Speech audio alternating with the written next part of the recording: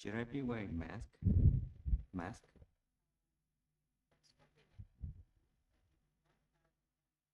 Okay. There's enough distance, yeah. Okay.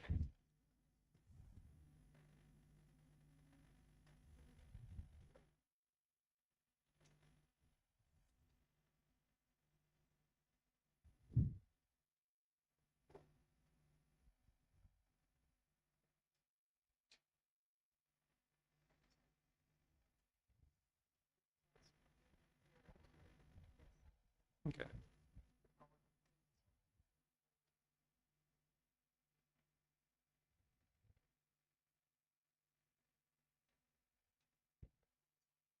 Oh, this is a name and this is sign. Okay. Oh, this is sign. Okay.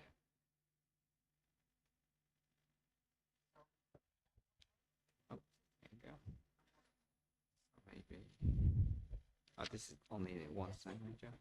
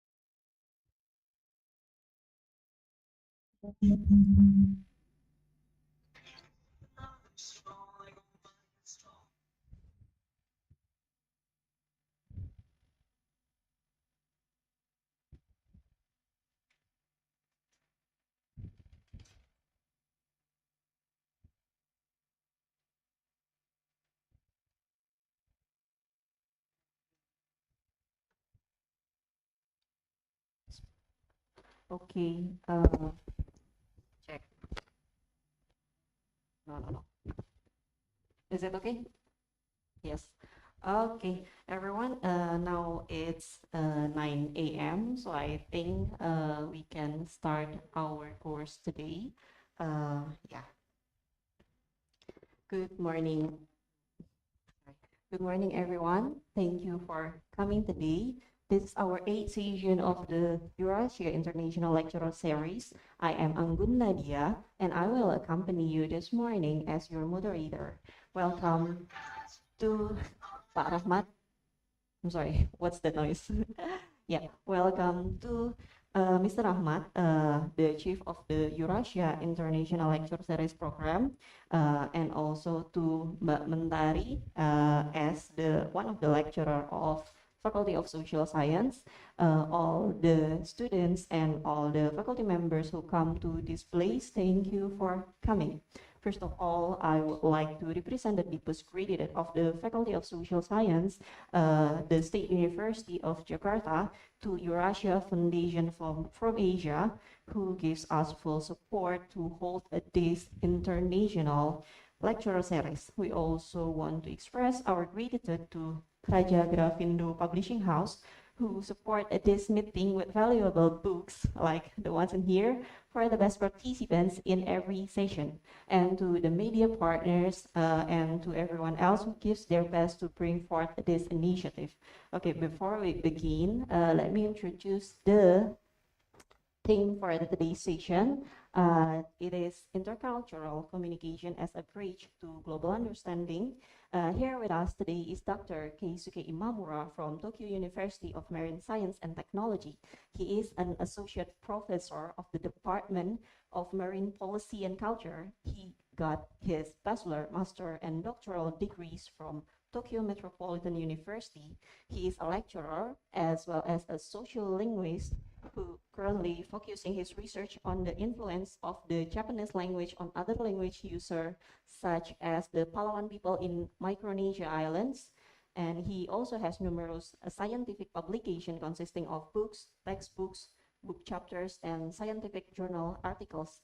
And as a scholar, he also get some more awards and research scholarship to prove his excellence.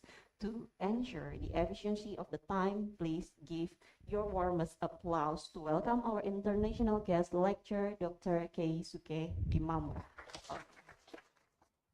The time is yours, sir. Thank you very much for your introduction, Ms. Anggun. My name is Keisuke Imamura. Selamat pagi, apa kabar? And maybe for some of you, my name is a little familiar. And I'm going to show you what's familiar to is Patimura. So I always make a joke. I'm a relative of Patimura, you know. I'm not, of course, but I like him, so I have his T-shirts. Anyway, let me start my talk. Intercultural communication, the bridge to global understanding. So I'm gonna share the slide. So in your screen, you can see that well, right? Okay, great. So glad to see everybody here, and I'm excited to give you my lecture. And as I said, my name is Keisuke Imamura, and I'm from Tokyo. I think most of you know, where Tokyo is, and you know what kind of city it is. It's a big city. I was born and raised there, but now I live in a different city called Kamakura. It's more traditional old town. I'll show you some pictures. Looks something like that. It's beautiful. So if you ever visit Japan, I recommend going to Kamakura, not just Tokyo. All right. My field of study is sociolinguistics and Japanese linguistics or intercultural communication. My main focus is on sociolinguistics. I'll tell you more specifically what kind of topic I'm focused on. My hobbies are traveling, camping, spending time with my family. Right now, I have 3 daughters, 4, 1, 0. Very takes a lot of effort to take care of them, so I don't really have time for any hobbies, but I enjoy spending time with my family. And so my research interest is on language contact and change, how language influence each other and change. So I've done a lot of research on the influence of the Japanese language in Micronesia. Some of you might not be familiar, it's Micronesia, but somewhat close to Indonesia, but small islands. And it used to be former Japanese colonies. So I go there and research what kind of Japanese language influence I can see in their languages. So I have published books on the Japanese language in Palau, or more broadly in Asia Pacific.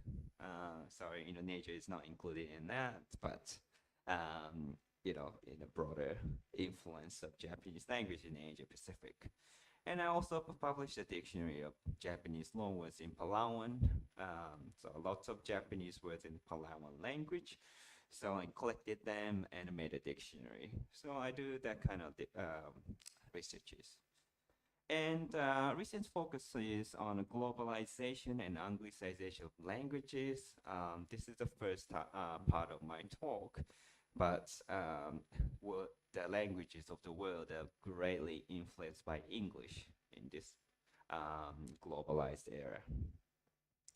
So let me read out the background of today's lecture. This is what I was proposed with, so I'm gonna take this as a background and I give you a lecture. So Southeast Asia is a very diverse and multi-layered sub-region of Asia, consisting of different countries with different ethnicities, languages, cultures, and societies. This region shares distinctive social cultural traits, history, and is a culturally diverse society. This historical reality illustrates that Southeast Asians have become accustomed to coexistence in diversity. However, due to the colonialism and globalization integration, cultural fanaticism began to rise. Many groups tried to emphasize the superiority of their groups and widen the social-cultural gap. As a result, more and more challenges have arisen in building global understanding and collaboration. So, in fact, Southeast Asia, a very diverse society. If you compare to somewhere like Japan, in a way, it's monocultural, but actually we have a lot of diversity as well, but nothing compared to Indonesia. And overall, I think, we have built understanding and learned to coexist together in the region, but still we have a lot of issues. So today's lecture we focus on more like internal things. Intercultural communication often refers to communication across different nations, different countries, but it is also important to look inside your own society and how much diversity you can find. So today's lecture goals, there are three parts. All right. So one is language diversity under colonialism and globalization. So in order for you to understand what kind of situation we are in right now, culturally and linguistically. And part two is becoming aware of our own culture and identity, which is very essential for better intercultural communication. And part three is raising awareness of intercultural issues in a society. So it's very, as I said, very important to look at a society and what kind of issue that we have. We might not be aware of a lot of issues that we have, so we think about it and reflect on it and think of ways to improve. So goals, the first goal is to understand the situation of languages and culture in the 21st century. And for the second part, the goal is to become aware of a multiple and complex identity to enhance intercultural competence. And goal three is to become aware of social barriers for intercultural communication in our society. All right. Focus of the lecture is the key concept of sociolinguistics and intercultural communication and the challenges of the Japanese society in order to raise awareness about your own issues in your own society. I'll introduce some issues that we have in Japan to help you think what kind of issue you might have in your society. I'm not familiar so much about the situation in Indonesia, so I'll talk about issues in Japan, and you can think of your own issues in Indonesia. And I'll let you discuss on the situation in Indonesia, and so that you can reflect on it. You can discuss in Indonesian or whatever the language you're comfortable with, but I'll ask your opinion after you have group discussions. Okay. For those who are in the Zoom, I think we prepared breakout room sessions, so you can also have discussion in online breakout rooms. Here are the key concepts: language death, language shift, Anglicization, and enculturation or socialization, ethnocentrism, stereotyping, bias and prejudice, discrimination, racism and xenophobia, terrorism and genocide. Those are things that we're going to talk about today. So first part one, language diversity under colonialism and globalization. So colonialism and globalization have caused many languages and cultures to become extinct. The linguistic and cultural transformation continues and is progressing rapidly in the modern era. So this is one serious issue that we have right now. And UNESCO is working on it a lot, but a lot of languages are dying, which means their culture is also becoming extinct. And one more thing, tendency of the world is, or the world languages are getting influenced by English, so which called Anglicization of languages. So we're going to look at this situation more in detail, okay? So language shift and language death, what happened, after colonialism is this. In the colonial era, colonizers imposed their native languages on the people who were colonized. So as I was talking about my own research, Japanese people, Japan was imposing Japanese language in, Asia Pacific. So they're all learning Japanese. Japanese occupation was not so long, so they could still hold their own language, but there's also, great Japanese influence. And so this, colonization caused language shift.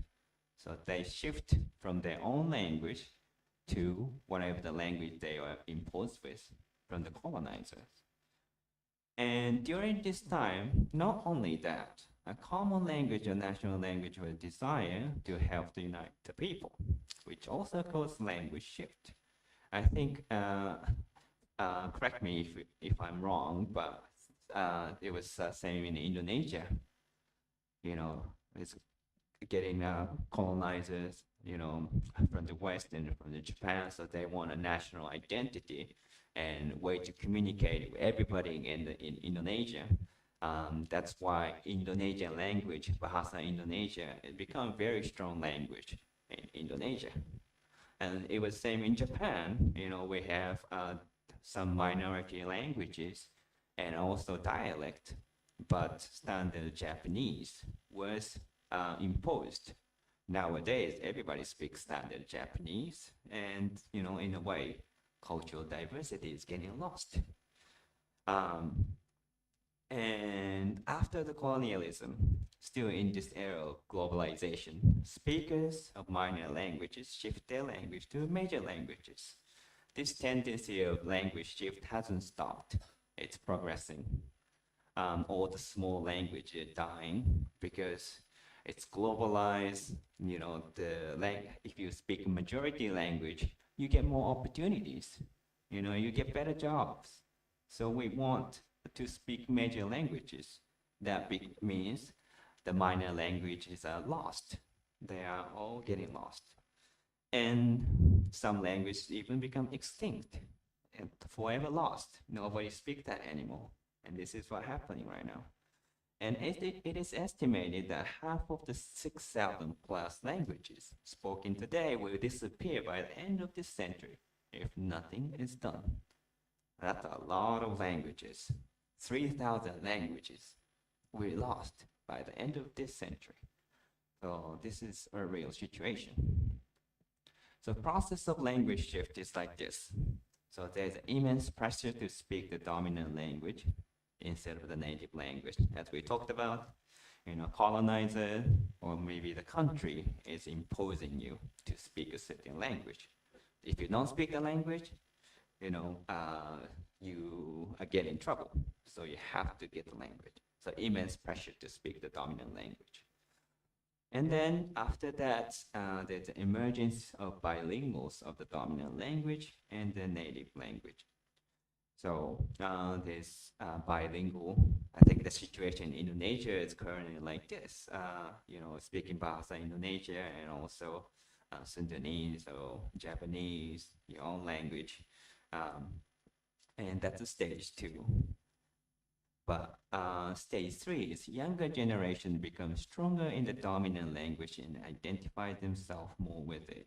So if you come to this stage, the language will be lost because younger people just identify themselves with major language and they don't have the identity with their own language anymore.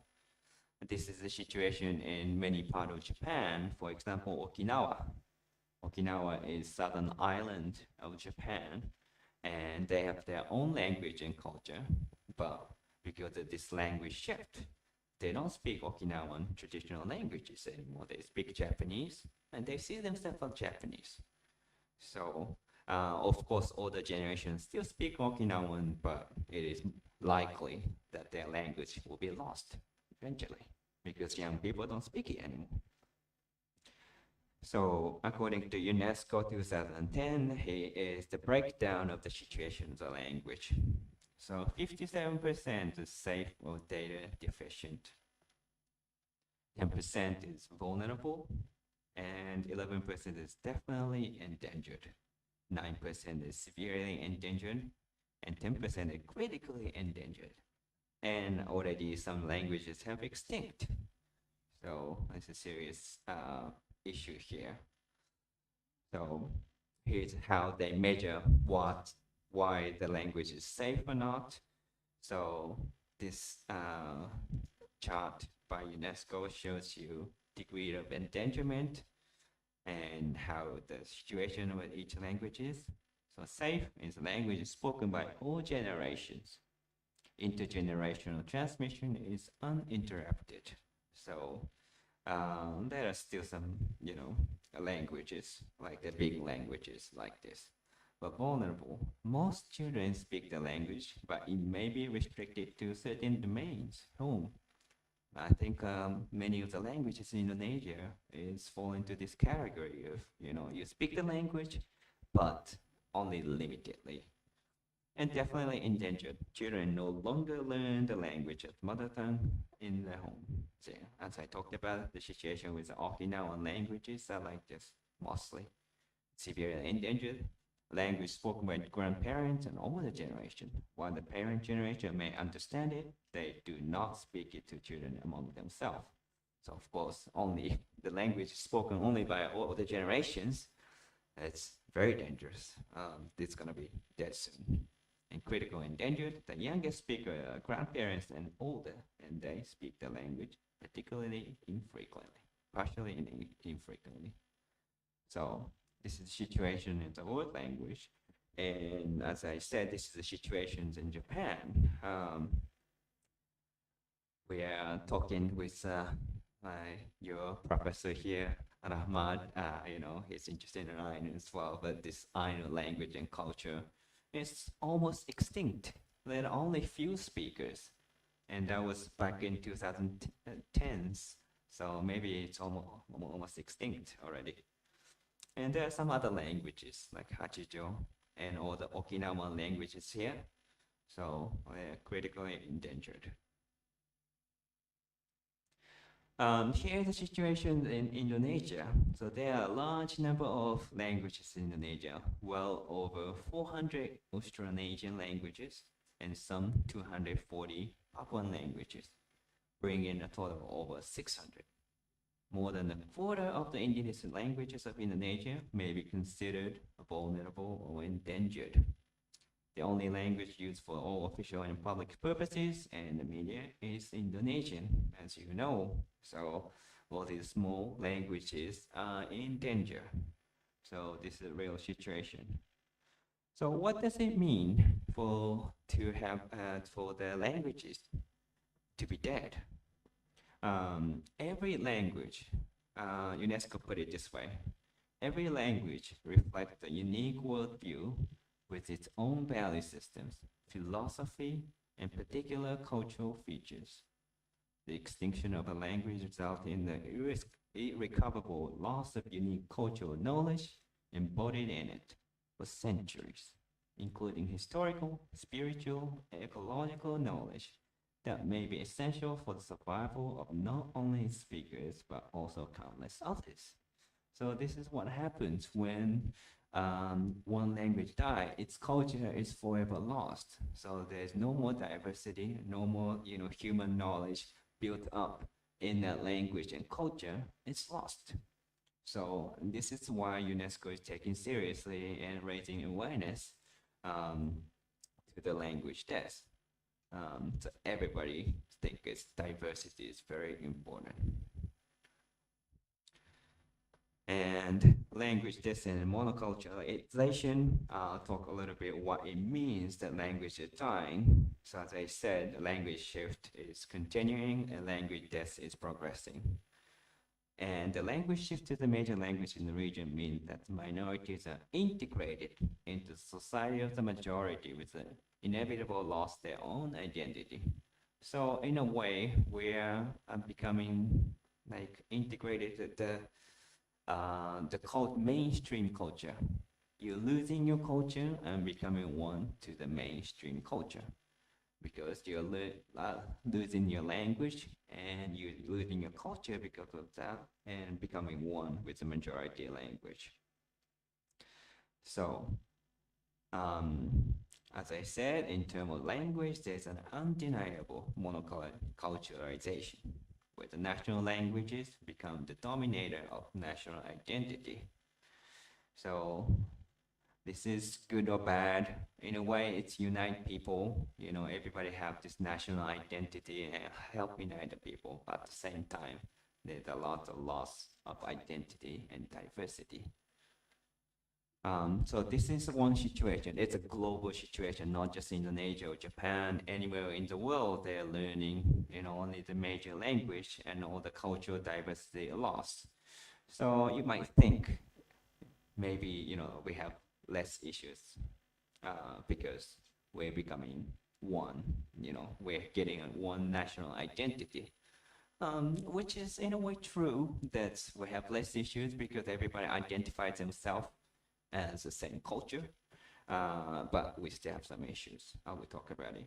So another thing that's happening in the world, along with the language test, is a global anglicization.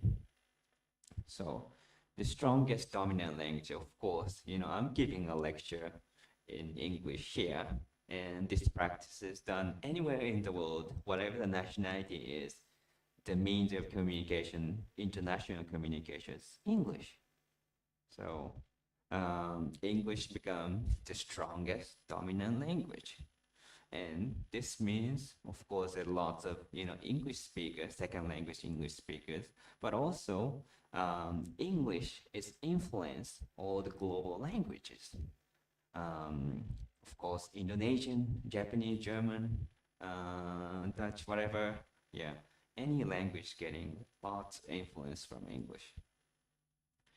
And according to a survey, roughly speaking, almost 10% of Japanese vocabulary used in contemporary magazines is from English.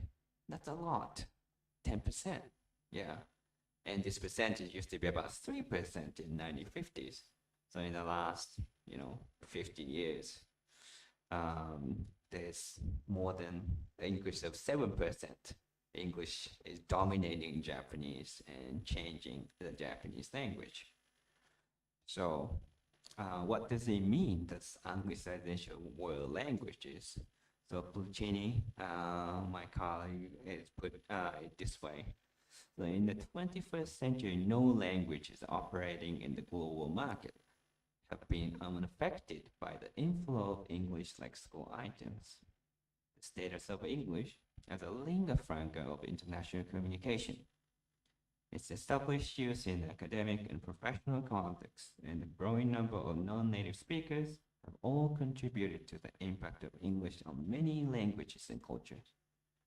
The spread of English had had an extraordinary boost after the Second World War as carrier of scientific and technological innovation, and as a language of business, trade, and especially for popular culture, availing itself of the most powerful means of dissemination, radio, television, cinema, and internet. Yeah.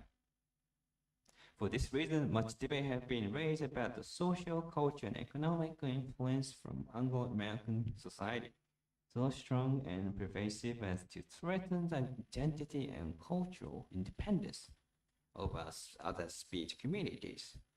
So in her remarks, it is said that, you know, global language is getting influence, and of course that's the showing the cultural influence from Anglo-American, British or American culture is dominating to other cultures.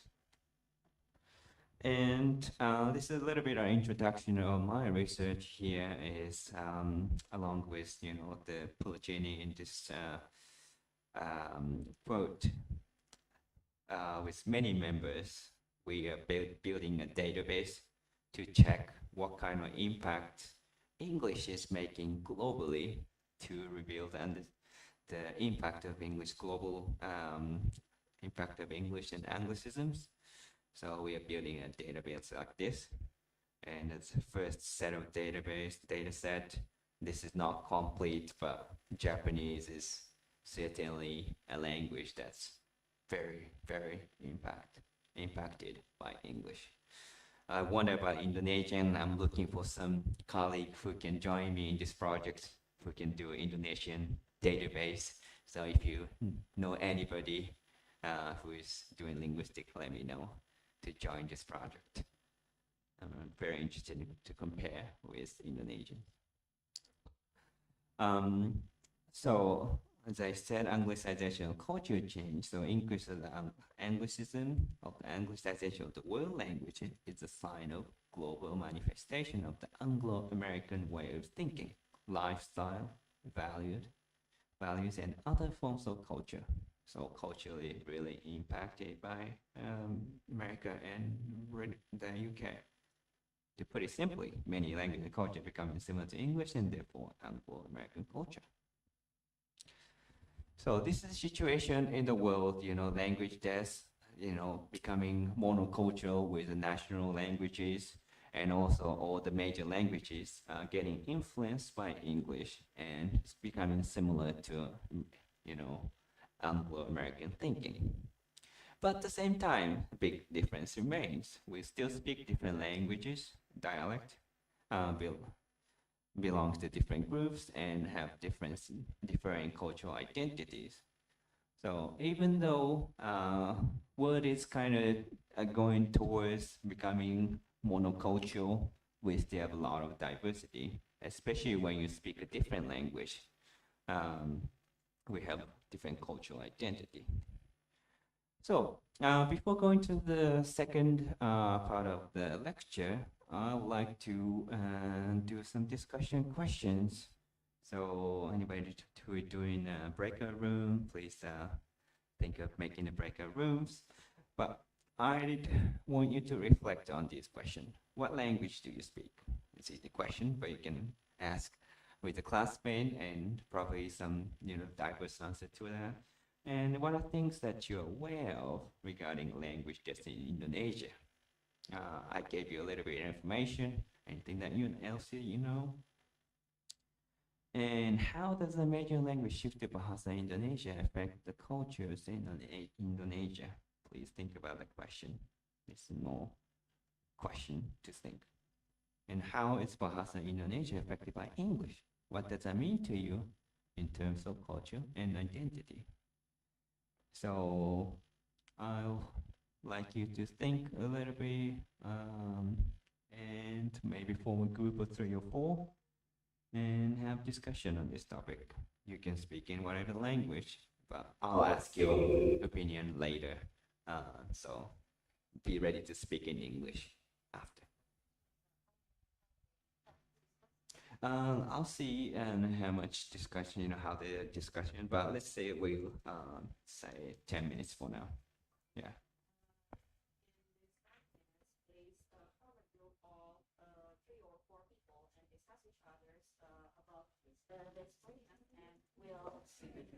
Give you time to express your opinion on this matters, everyone.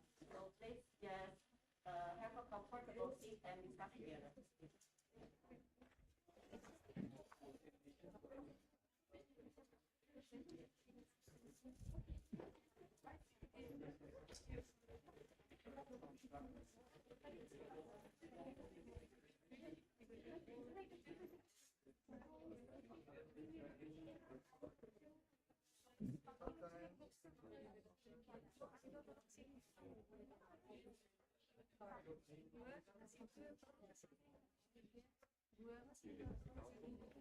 Yeah, I want to check the breakout room.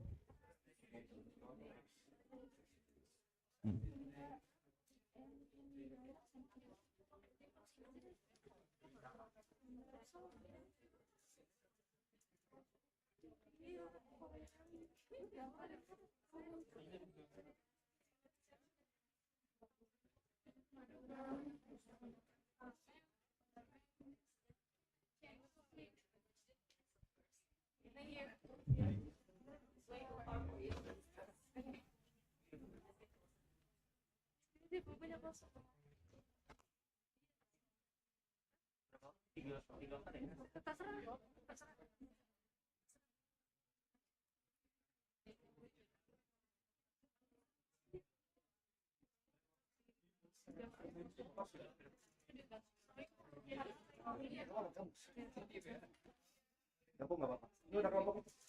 Udah ada. Mana? Ini boleh gabung sih. 3 orang. Hah? 3-4. Tadi berapa orang? Ya udah. Ini juga gabung nggak apa-apa. 3 sama 2 5 orang satu. Ya nggak jauh-jauh. Ini cara nggak apa-apa. Udah ada kelompoknya? Ini berapa? Ini udah. Pak. Ini udah ada kamera.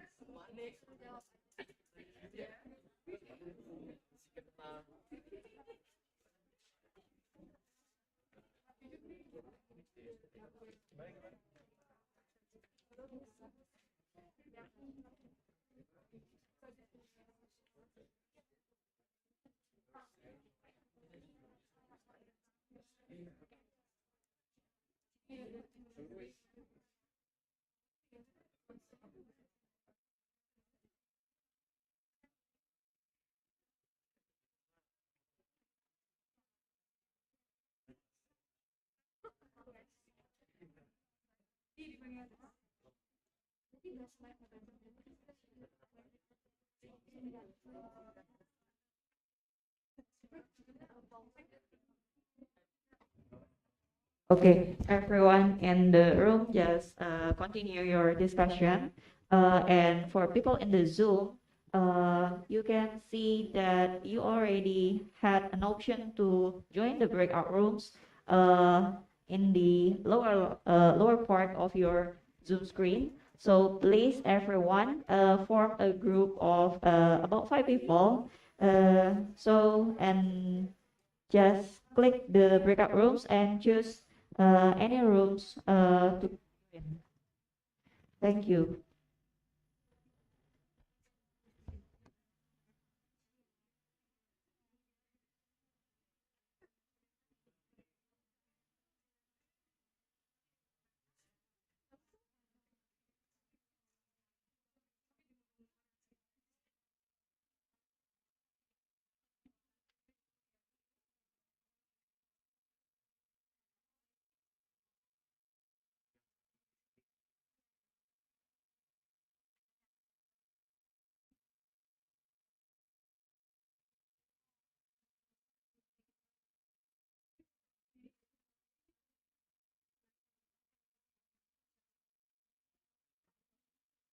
Okay, thank you. We can see some people already joining the breakout room.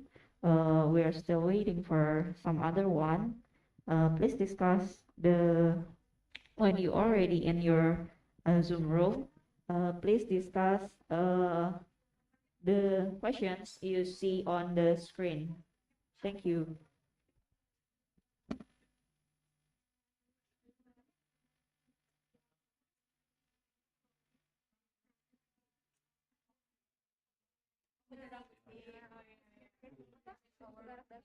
You have 10 minutes to discuss because of some technical matters. So, yeah, let's say we will 5 minutes again. Yeah, okay. 5 minutes again, and in 5 minutes, we'll invite you to give your opinions on the certain questions. Thank you.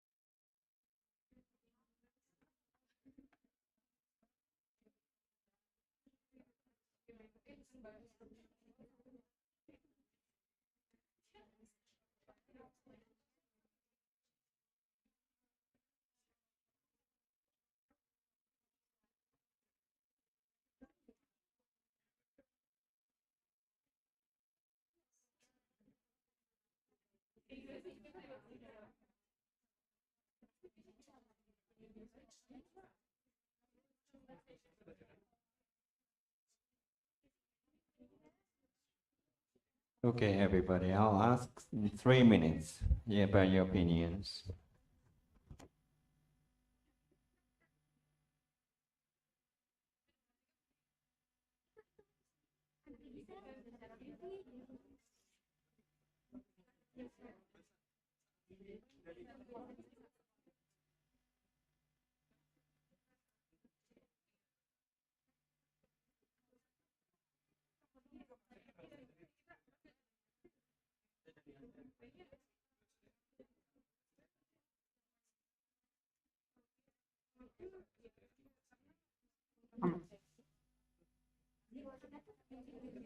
Okay, there are still some people in the Zoom who hasn't joined the breakout room yet. As Mr. Rahman Hidayat already instructed, those who take the course of Pengantar Pendidikan Sosiologi, please join the breakout rooms. Thanks.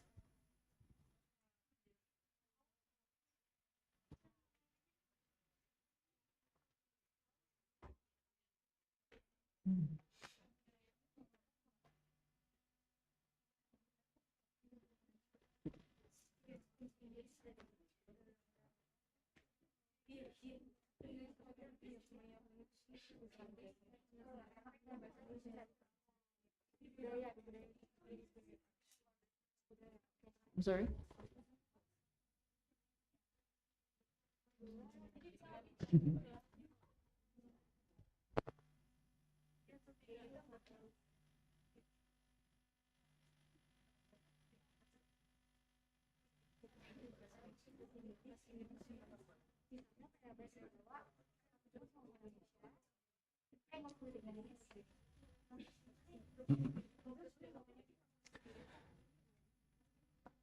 All right, everybody. Let me ask this question to the class now.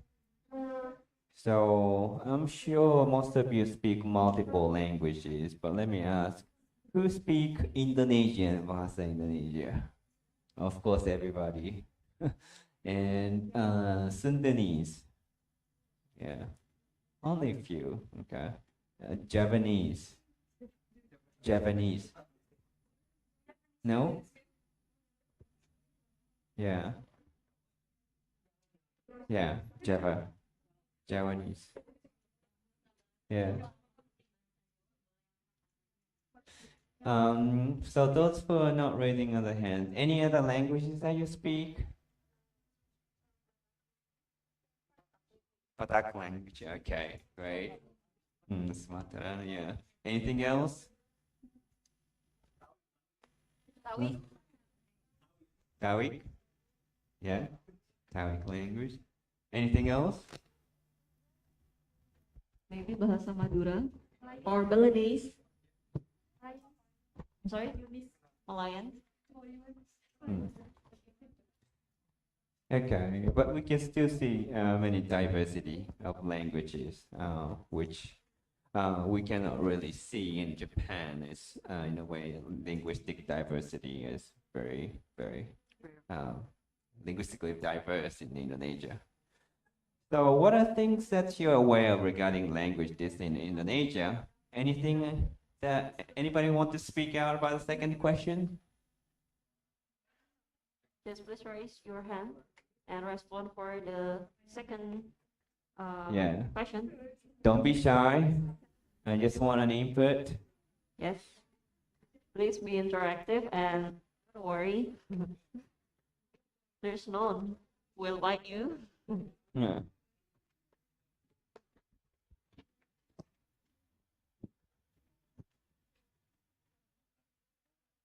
Anybody? Oh, did you raise your hand? No? Okay, nobody is raising their hand. Oh, Yeah. Hmm. Hmm. Oh, great. Yeah, there's a microphone there. Before I explain what is my answer, my name is Putri Yohana. So I took public relation and digital communication as my major. And then maybe, I don't think I got the question, but maybe I would like to explain the example of how regarding language that it's like, since I was born in a Bataknis family, but unfortunately, my mom and I was born in Bekasi, but my mom and my dad was from Batak, and then it's kind of hard for me to speak in my local language, Bataknis language, because it affects to my accent since I was born in Bekasi, and so I'm not used to speak in my local language. So I think, yeah. Right, great. Yeah, I think many people in Indonesia are facing similar situation and losing the heritage language and the diversity of languages becoming smaller and smaller. Yeah, that's, I think, the situation in Indonesia. So how about the next question? How does the major language shift to Bahasa Indonesia affect the cultures in Indonesia? I'd like to have some input from somebody. And Miss Sanggun told me that anybody who is giving a good answer, can I say that? I'm sorry? Will receive the book. Yes, Yeah. of course. Yeah. So anybody who is giving a good answers will receive a book from Eurasia Foundation. So That's right. please don't be shy and share your opinion. Okay. Yeah, anybody in Zoom, also you can speak out. Is there anyone in the Zoom who wants to contribute their opinion about the third or still the second? Third question. The third question. And those who are still in the breakout room can go back to the main room.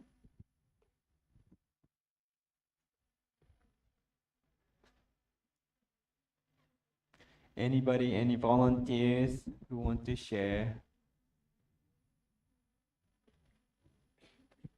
How does the major language shift to Bahasa Indonesia affect the culture of Indonesia? The cultures in Indonesia.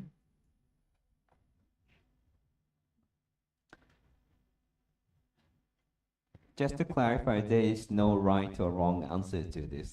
Yes. Just something reflect on your own situation. Anything you say is, good Yeah. answer. I'm sorry, to make it easier for you if you are not really comfortable talking in English, then try in Bahasa and we'll try to translate it. Is it okay? Yeah, that's Okay. fine. But we will really, really encourage you to Oh. speak in English, of course. Thank you. Yeah. Okay, before I explain my answer, so my name is Nafisha Putrianchani from Sociology. Would you speak louder? Yeah, a little louder, please. Okay, before I explain my answer, so my name is Nafisha Putrianchani from Sociology.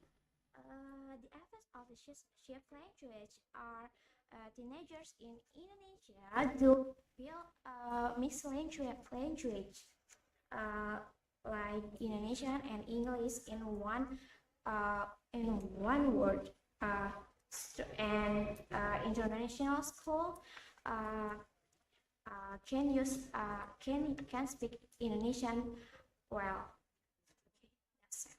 Okay, thank you. Okay.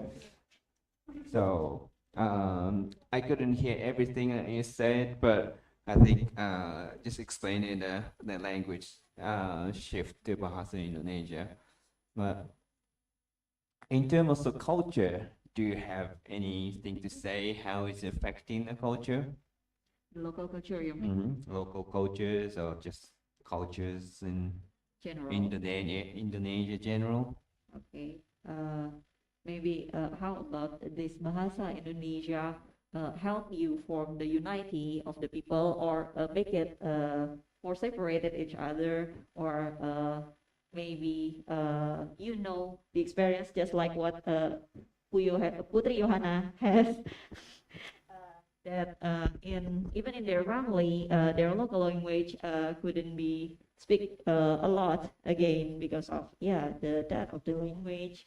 And what is your experience about this? Is there any effect of the language shift to bahasa? Maybe because Bahasa Indonesia is founded since we are being a country. I don't know. Yeah. Well, we're running out of time. We still have a lot to talk about in this lecture. So I'd like to move on. Is that okay? It's more like a question for you Maybe. to reflect on your own. So I'm sure Bahasa Indonesia is, helping people to communicate to each other and culturally understand each other, but at the same time, it's Also making local. lots of local cultures and languages to become, Disappear. disappear. All right, so let's go to part two, recognize our own identity. So we talked about language as a big part of a culture. But there are many other aspects of identities in ourselves. And it is very important to realize and recognize our own identity and cultures. And Jackson, the researcher of intercultural communication, put it this way about why it's important to recognize our cultures and identities. So to be a competent intercultural communicator, it is vital to develop an awareness of how the socialization process and the life experiences have influenced our identity, actions, and attitude toward people who are different from ourselves. What message about your identities and cultural membership did you receive from your parents, grandparents, religious figures, teachers, the media, etc.? What were you taught about the appropriate ways to use language and various nonverbal codes in particular situation? What did you learn in your history lesson? What experiences have you had that have affected your views about individuals who have a different linguistic and cultural background from you? So in order to understand others, to be more competent in intercultural communication, first you need to know how your culture is formed, because that's include the view for other cultures as well. And identity. So our identity defined as a person's largely unconscious sense of self. So largely we're not really conscious about ourselves. That's why I want you to reflect on your own identity and realize your identity to increase the competence in intercultural communication. So, unconscious self of self, both as an individual and as part of the larger society. So, our identity, of course, we have our personal identity, the experience, sense of self that's built within you, but also you have identity in the larger part of society. Well, we live in a society and we belong to some kind of groups, and that's where you acquire your identity. And our identities are multiple and complex, but largely affected by the social groups we belong to. So we need to think of this identity with groups. So there are many complex and different dimensions of identity. As I said, there's the personal identity, just sense of yourself. And we have racial and ethnic identity, especially with different races, different ethnic groups that exist in Indonesia. I'm sure you have this sense of racial and ethnic identity. And we have this class identity. I'm sure there's a different socioeconomic gap between different people in Indonesia. And you might have this sense of class, middle class and upper class, and this, gives you sometimes identity. And as we talked about, language identity.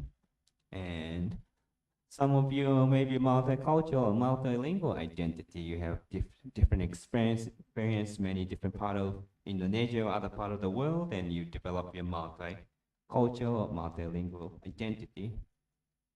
Or gendered identity, how you see yourself, you know, men and women, masculinity, how you want to see yourself in that gender. And sometimes sexual identity, sexual orientation, which is probably a little bit more like taboo in Indonesian Muslim society, but you might have that kind of identity here. And religious identity, not just what kind of religion you belong to, but level of faith, what kind of practice, denomination, etc. So religious identity is exists. And physical and mental ability identity, sometimes disabled, sometimes disability, with mental situation, that's become identity. And national identity nowadays is very strong in many countries, but this serves as identity. Somewhere like Japan, this national identity is very strong. And regional identity, what part of a country you're from, that's sometimes forming an identity. And organizational identity, what kind of organization you belong to. Could be, what kind of school you belong to. That gives you identity, especially this happens when you go to like, top school, I went to the top school, so that become your identity, something like that. And professional identity, what kind of profession you're in, so that's give you a sense of identity. And an educational identity, what kind of education you have gained. Of course, you are university students, a higher education, that's could give you a sense of identity as educated person. So what are the aspects of identity that's important or strong present in you? So how would you describe them to others? Can you respect the identity of others? So I'd like you to think about these questions a little bit and reflect on your identity. Okay, so I give you some time. I'm not going to ask the class to share your identity in this, but you can think on your own a little bit and discuss a little bit with your classmate. Okay.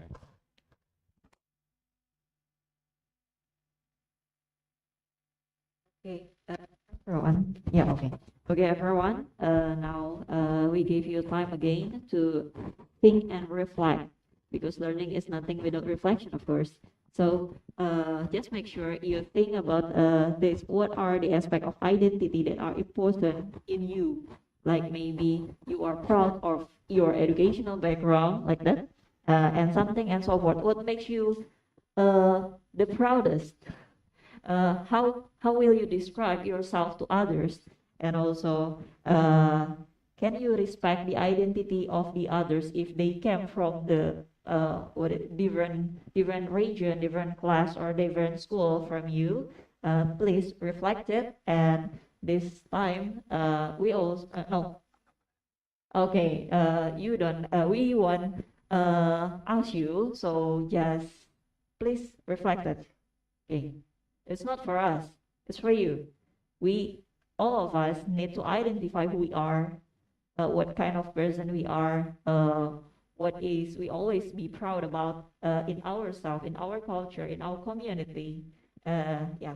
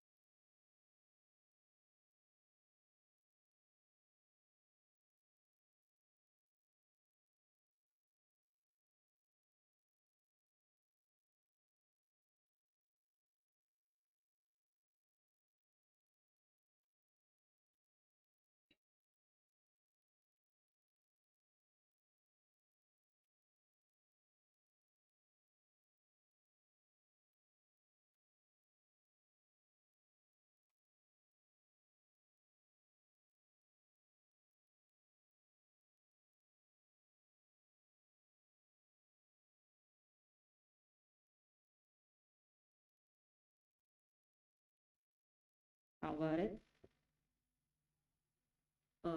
already have a glance of who you are?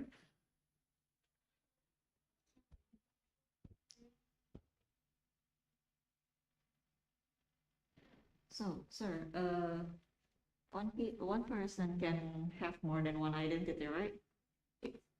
Of everything at first. Yeah. Just maybe for a certain person, one background or one identity is more precious than the other.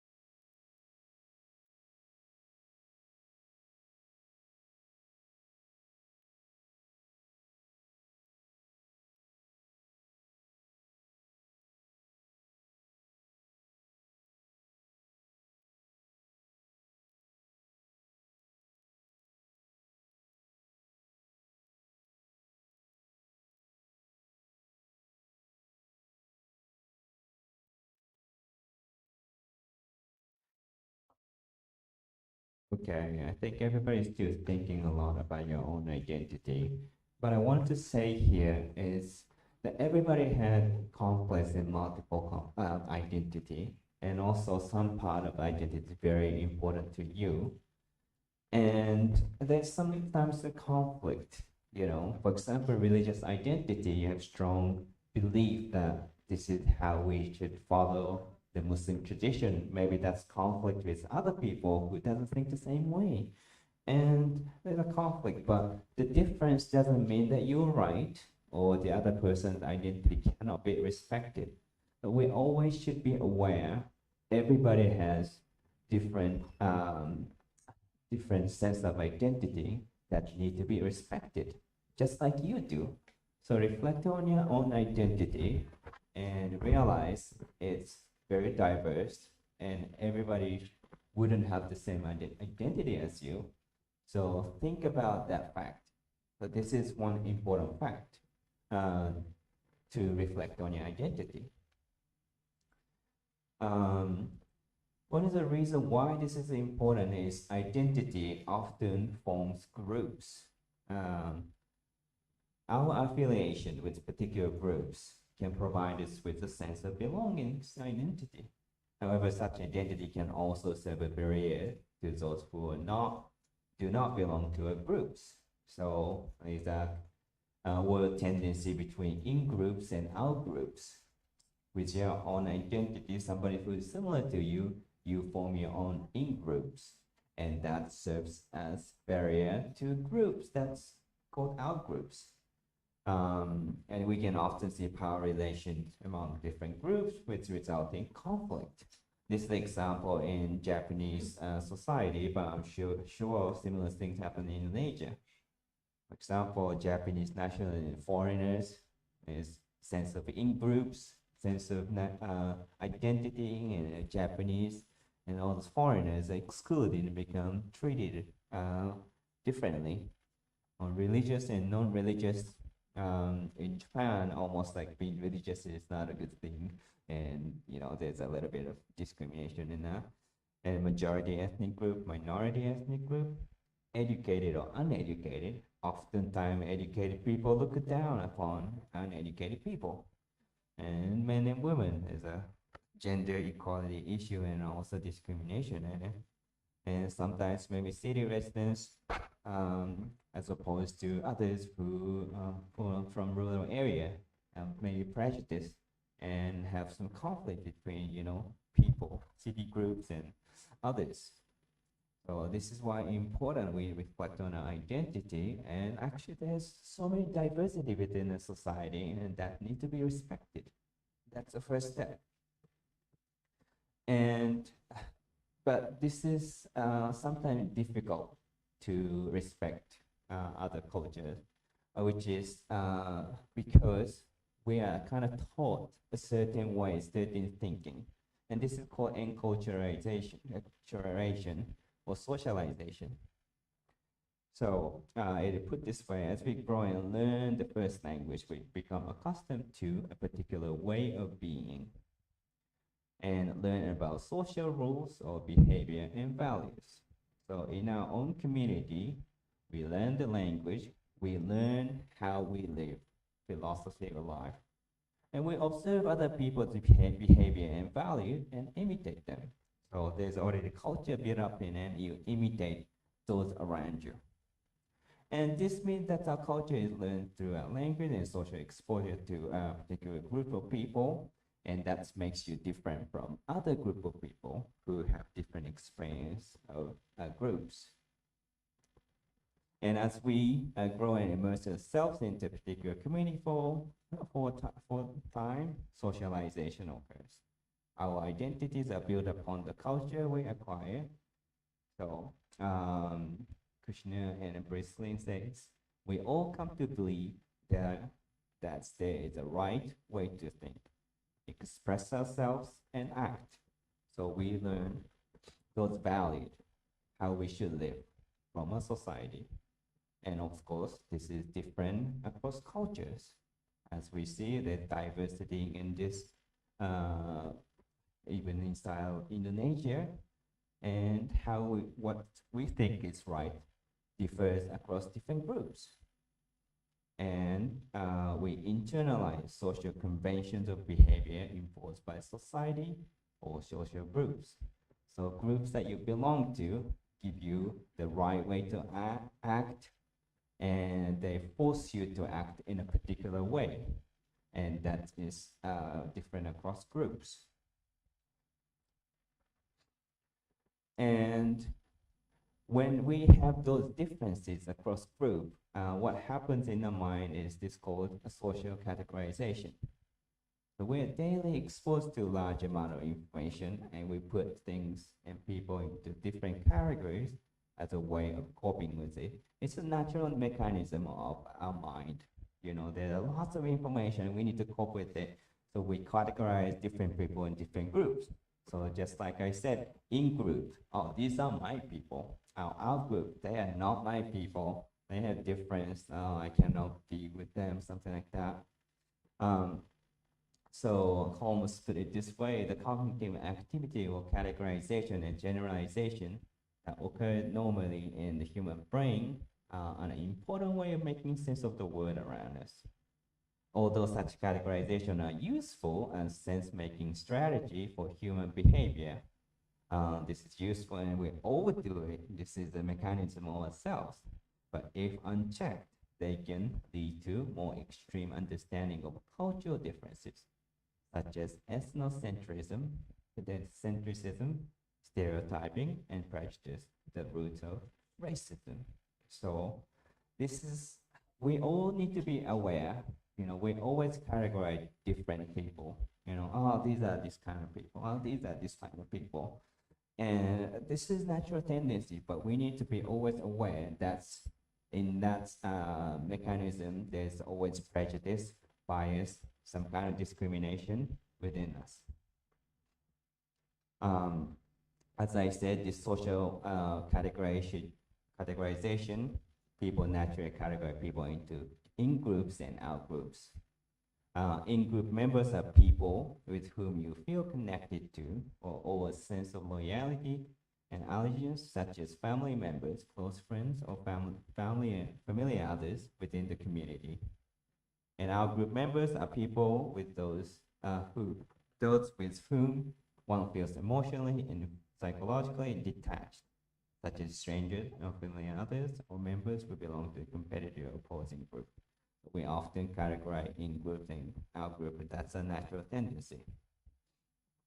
And so I'd like you to reflect right now, after you have actually thought about your own identity. What kind of groups are the in groups and out group for you? Think of those like different identity, different group of people, and there could be many answers to this.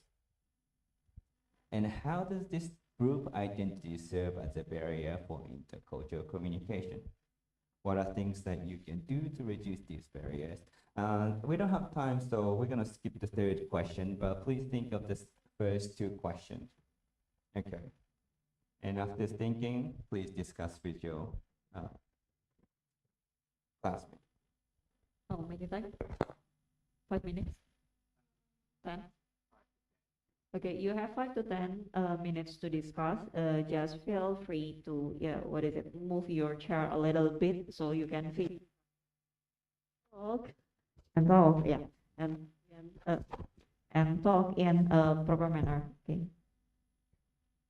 Just two first questions. And skip the third.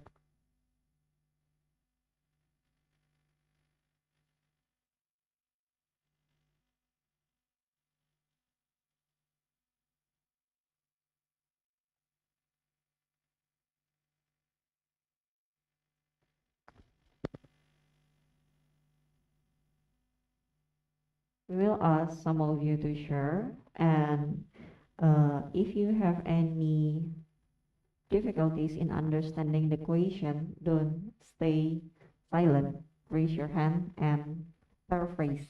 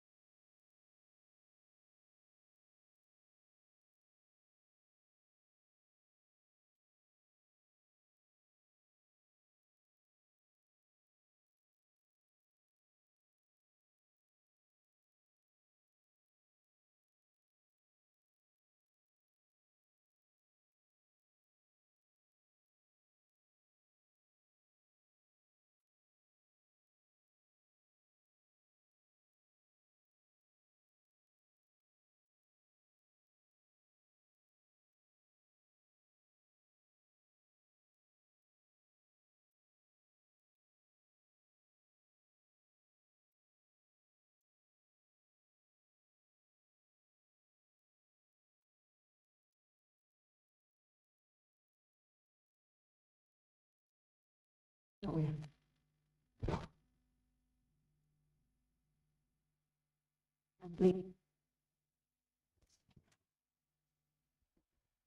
And please be prepared because maybe the mechanism to give your opinion is a little bit different from the previous. So just be prepared about what you want to talk to the other students.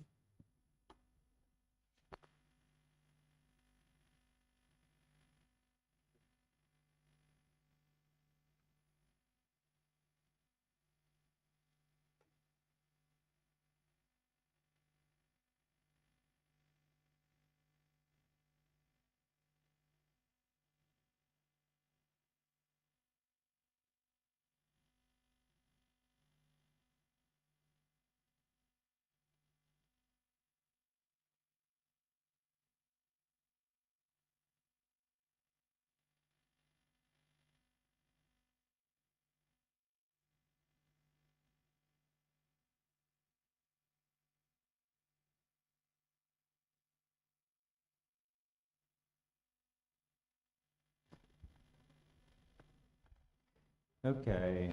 Still, I think you're still thinking maybe the second question, but let me ask some of you the first two questions. The first question. Anybody want to share about your in groups and out groups? I think I'm Matt.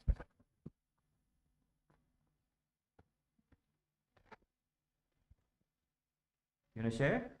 Okay, go ahead. Yeah, I think speak loud enough so everybody can hear you. I would take an example of my in-groups are people that are, let's say, in the same religion with me, and the out-groups are the people that have different religion with me. And how does this group identity serve as a barrier for my intercultural communication? Maybe the simple example I can explain is when I make friends with my Muslim friends and without knowing their prayer schedule, and when I try to text them or contact them, it takes a little bit more time for them to answer or respond. So yeah, I think I could identify that as my barrier for my intercultural communication. Great, thank you. Let's ask opinion from many others. Anybody else from this side?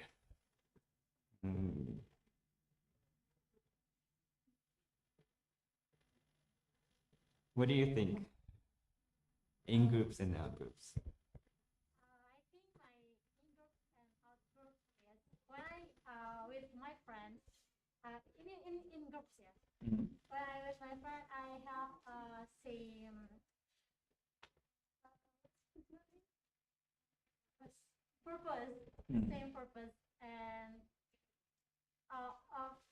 and the out groups. I don't think I have the out groups like Okay. that. The thing is, we all have some kind of out groups. We just don't realize it. And I think maybe you should take time to reflect on your own identity again, and then think of what's making some in groups and out groups. This is natural tendency for anybody in the world. We tend to make in groups and out groups. We all have that. Let's ask some boys. What do you think?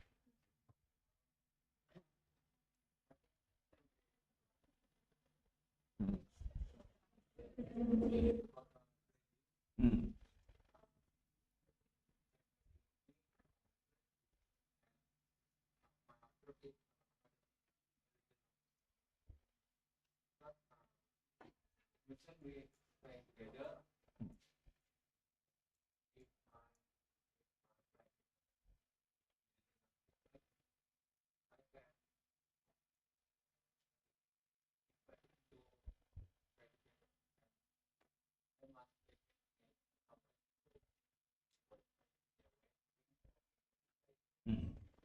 Okay, great. I think there's a lot of answer that's says about religion. I know this, nature is a big thing. Religion is a big part of the culture.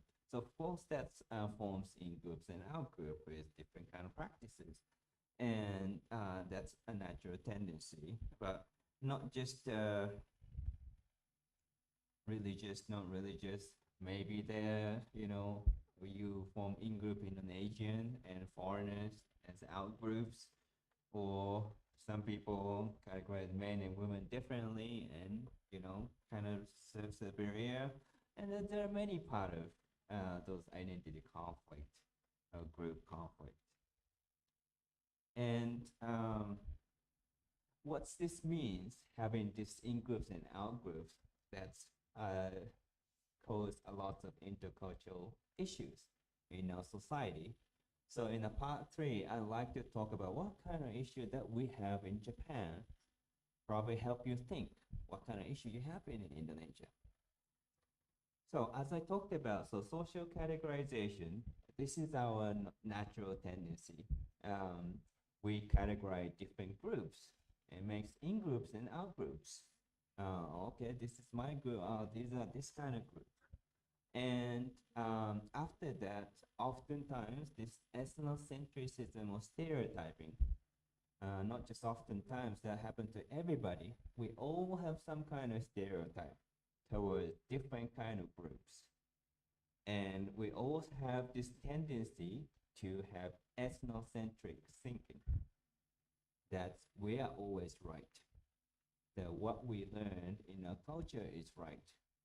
That's all we have, all of us have that tendency. And sometimes that kind of thinking lead to bias and prejudice towards certain group of people, especially those out groups. There's everybody talking about religion was important. So maybe, if you're religious, there's less religious people categorized, and there may be bias and prejudice,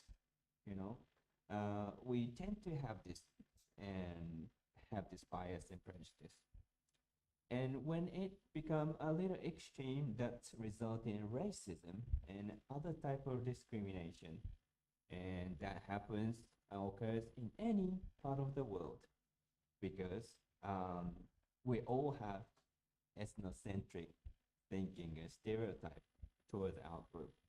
And often that becomes bias and prejudice. And that's some of us act in racism or discrimination. In the worst case, that's turned into terrorism, massacre, and genocide. It's in the worst case. So let's look at it with the example of Japanese people. So ethnocentrism is a natural tendency to employ the values, attitudes, beliefs, and behavior of one's own cultural or ethnic groups as the standard to judge and evaluate other cultural and ethnic groups.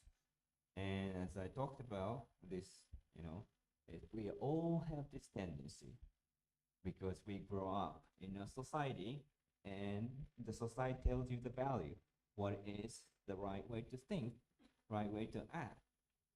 And sometimes these other groups have a different tendency and we judge them based on our own experience. So these are all common comments seen and heard in Japan. For example, Japanese people are polite and can consider others, but Chinese people are loud and rude. Just because maybe they talk a little bit louder than you, that doesn't make them rude, but they're Japanese people judging Chinese people because of their standard. Maybe you have the similar tendency in Indonesia. I don't know, but this is common in Japan. And this is just a food related but silly idea, but Japanese food is very tasty, but American food is no. Well, it's delicious, tasty for you, but of course American food is tasty for Americans. But those simple things we don't register well, because we judge other cultures based on your own culture and own experience. So.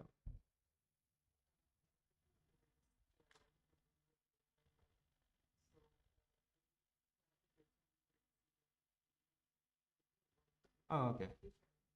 Let me share it again. So there's a problem with the Zoom, so I need to share it again. There we go. Yeah.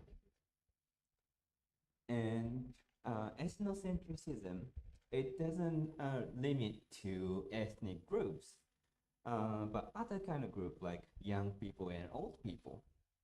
And this is often heard about the young people in Japan. Young people do not know manners and how to communicate. This is often remarked by old people. Well, this is because older people are judging young people because of their standard. But, their way is not always right. So the fact that their ways are different from what you're used to, it doesn't mean that they're wrong or bad, but we all have this tendency.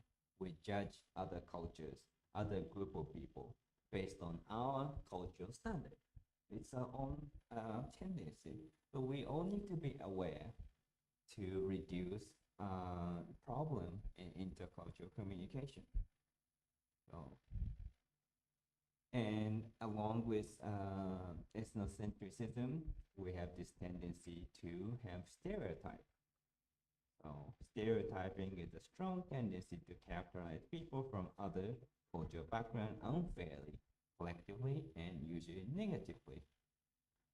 In Japan, there's a very strong tendency to stereotype foreigners.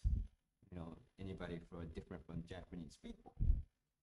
So this is a comment from American living in Tokyo. After living in Japan for more than 10 years, my mother-in-law still say, "Wow, you're good at using chopsticks." The stereotype of American not, being able to use chopsticks, but it doesn't mean that apply to all foreigners. And this is actually a case of my wife, but she's an individual, but this stereotype of foreigners apply to individuals. This often happen, and even before, after married for 8 years and having relationships with my mother and my wife, she still says that kind of stereotypical thing, So this is her tendency, yeah. And another comment by American living in Kyoto. I live in Japan, speak Japanese, and try to fit in society. But as soon as I do something slightly different from other people have to say, "Well, of course you're a foreigner." So, want to categorize him as a foreigner, not as an individual. And this is not a pleasant thing for a lot of people, It's just a silly stereotype. But people want to be seen as an individual, not as a foreigner or certain group of people.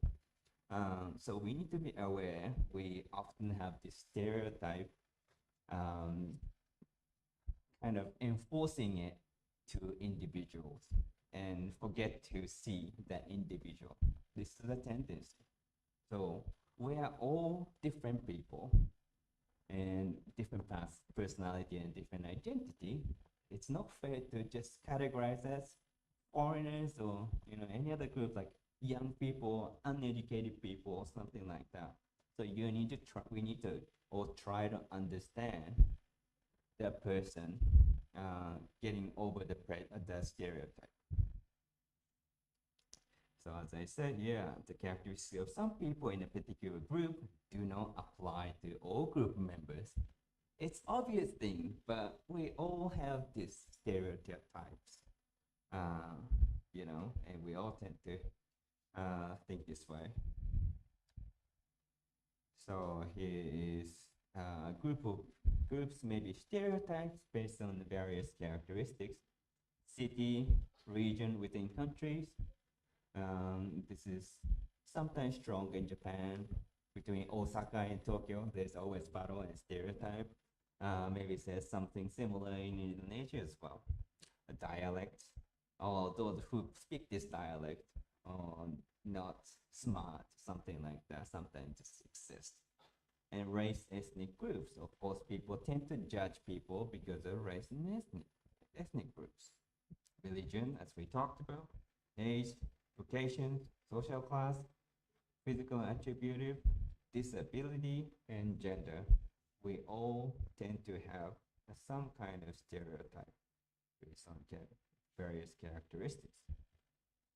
So I'd like to ask, what are some examples of ethnocentric thinking and stereotypes that you are aware of in Indonesian society? I'm sure there are many towards certain groups of people. So I want to take some time for you to reflect, and maybe few of you can give me some ideas.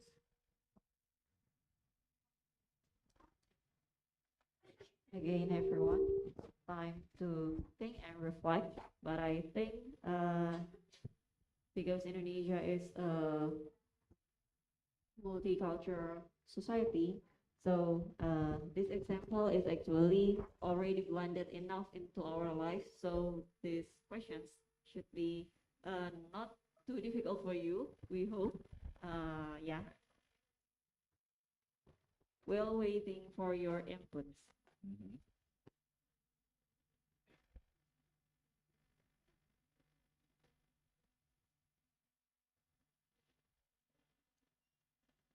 Maybe you can also add some examples of the statement that is full of stereotypes that you ever heard Mhm. childhood. Because that's Right, I'm sure there's so many.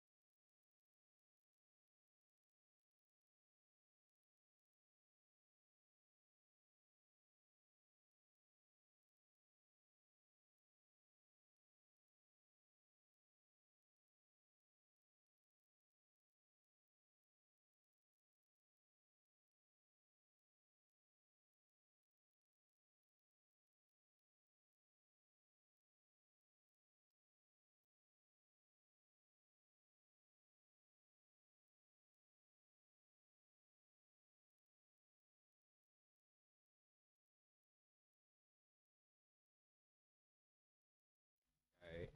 So I'm sure you can think of many other examples, but I'm just want to see what kind of idea you have. So anybody want to share any kind of projects that is not scientific thinking? Okay, go ahead.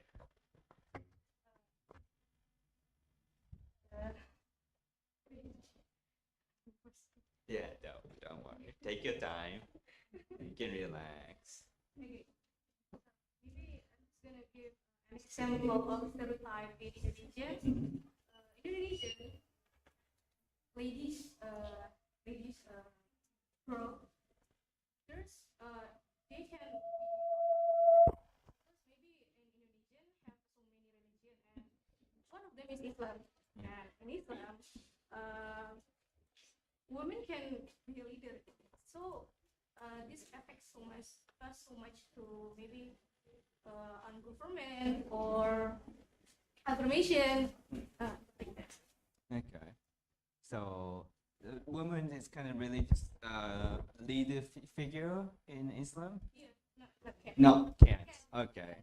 So that's why. In class, women can be a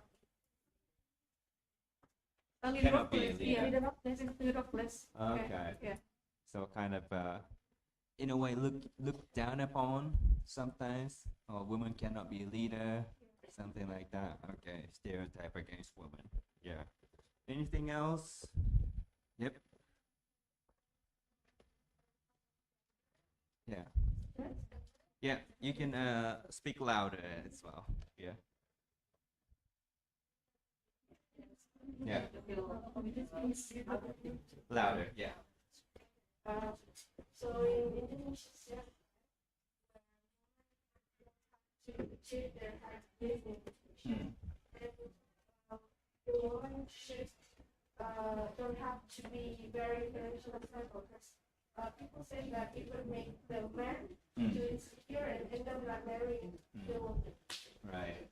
So there's a social status difference in between men and women supposed to be lower and don't need to get enough education, something like that.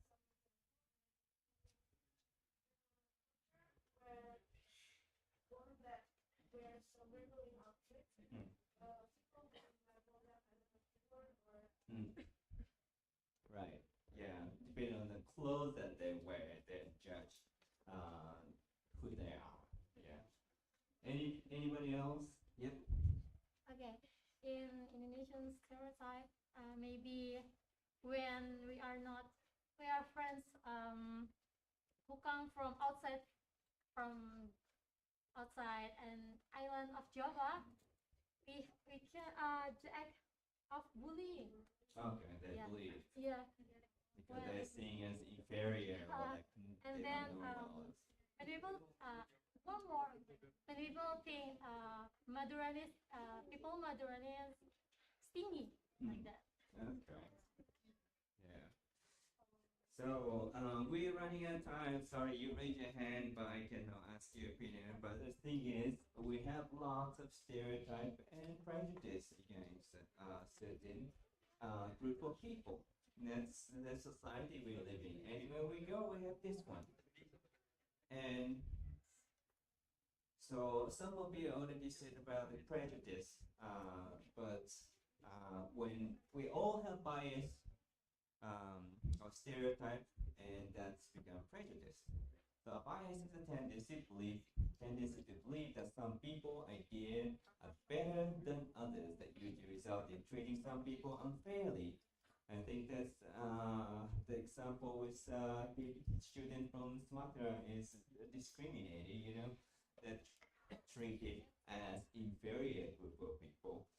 That's because that's a tendency and stereotype that people have. And the prejudice is a positive or negative, usually negative, attitude towards an individual that is based on belief about the outgroups. So we often have this issue, and there are lots of, the bias against women we talk about in the class. Okay. Yeah, and this is not different in Japan. So this is actually a former prime minister a long time ago, but he was a committee chairman for Tokyo Olympics. But he resigned after he was more like a bias towards women. So he said, committee meetings take a long time when there are many female members.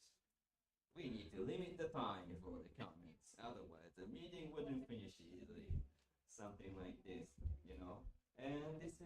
common view in Japan, and he didn't think it was a problem, but he was, forced to quit, resign an Olympic Committee member. But the bias towards those women, and some example of prejudice against outgroups in Japan. For example, university staff towards students. That's kind of relationship also forms in groups and out groups. So in Nagasaki University, when I used to be there, sorry, this is a little bit strange, but referring to how a university staff was treating some students, and I often get annoyed with how some staffs treating us as a child and talk to us rudely. Sometimes university staff have prejudice against students. They're kids, they don't know well, so we don't need to treat them nicely.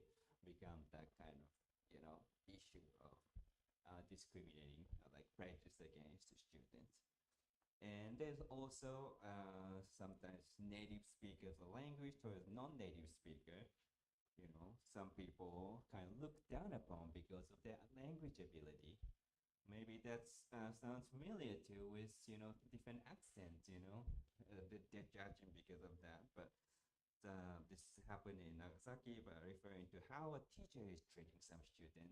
It's terrible, but he's not stupid just because he's not good at Japanese. Some people treat it badly because of language ability. So there are lots of things, that divide people in groups and out groups, prejudice and bias. And we need to be all aware that there are lots of things that divide us in our society. And one of the big thing is racism that's become extreme after we have this bias and prejudice that turns into racism conflict. And as I wrote here, discrimination stems from bias and prejudice. And I say, whereas prejudice refers simply to attitude, discrimination is characterized by behavior. Therefore, discrimination involves some sort of action. And I'm sure you're aware of some discrimination in Indonesia as well. But that's happened everywhere. And you might think discriminative behavior might be seen only by a limited, number of people, individual groups. However, the root of discrimination exists throughout the society. As we talked about all these bias and prejudice that you're aware of in Indonesia, that would cause racism and discrimination. So first we need to be aware. We have all these seeds and issues. Let me show you some example from example in Japan. So this is actually a university professor, former university professor made a racist comment against Chinese people. So this associate professor at University of Tokyo, Shohei Osawa, was fired after he wrote racist comment about Chinese on his Twitter. This is only like 3 years ago, but it's recent. He said, my company Daisy would not hire Chinese people. I will not interview them. Their job performance is too poor to be hired for a company. So this is,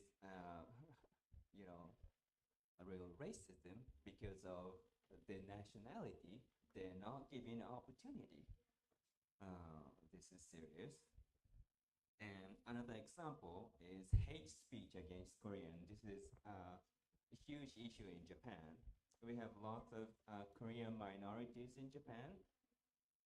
And during the early 2010s, hate speech against Korean minority in Japan has become extreme. Group of extreme nationalists held many demonstrations and marched at Korean towns in front of Korean minority schools, etc., uttering racist remarks. And I don't even want to say what kind of language that they're using. It's like just saying or thinking about it is really disgusting. So that's level, really, really bad racist comment. is made against Korean. And in 2060, as hate speech regulation law was enacted in Japan, thankfully, government took some action, but we still have lots of issues about this hate speech against Koreans. So we have this racism against Chinese and Korean, but also other Asian people in Japan. So this is a recent incident, 2021. A Sri Lankan woman who was placed in an immigration facility in Nagoya died from hunger. The immigration staff did not send her to the hospital until after her death. And it's terrible. And it is even reported that there was 17 deaths of foreigners in immigration facilities because of the hunger, suicide, illness. And I'm pretty sure all the people who died here are Asian people. In Japan, Asian people are kind of looked down upon in a way. And they are not treated well in the immigration facility. I'm sorry to give you all the negative information in Japan. Japan is a great country, but we also have issues. I want you to know that as well. And the attorney of Sri Lankan woman family pointed out the xenophobia that exists in Japanese society. So Japanese people kind of have, fear of foreigners. So underlying issue of this issue is that this racism is a widespread and deep-rooted prejudice against Chinese, Korean, and other Asian people in Japan. So people who are acting on racism, only small number of people. However, that racist thinking exists throughout the society. That what caused the racism. So maybe same in Japan, some big news or racism or some conflict that stems from all these thought, prejudice that rooted in the society, that kind of comes out. That's what's happening. And the reason about this racism against Asian people is this supremacist ideology that drove the Japanese empire to colonize the Asia Pacific region. That still exists in Japan, that people don't realize we have this supremacist thinking, but it's still shared among people in the society, and that brings racism. So there's irrational fear of foreigners, but not just those group of people, foreigners, but we have discrimination against women. We talked about, this is a crazy incident, but this is what happened recently between 2006 and 2018, because it was found out in 2018. So Tokyo Medical University. I actually used to work at Tokyo Medical and Dental University, different university. Tokyo Medical University deceitfully altered the entrance exam scores of women by lowering them. After investigation into other medical schools, 9 universities were found to be doing similar fraudulent actions. So just because you're a woman, your exam score is lowered so that you cannot get into medical school. So the reason behind this practice is said to be due to the working condition of doctors in Japan. If women are working in a hospital, they're often unable to work long hours because of pregnancy, raising their kids, etc. And a survey of female doctors asking their opinion about this issue revealed that more than 60% of them answered it is an understandable practice.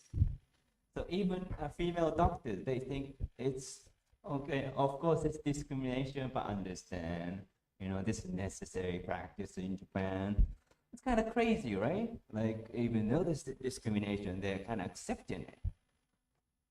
And the underlying issue is um, is that there's hardly any gender equality in Japan.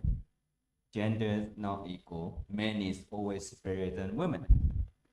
And the idea that men have to be in control is predominant. Everybody believes that. Even women act upon that.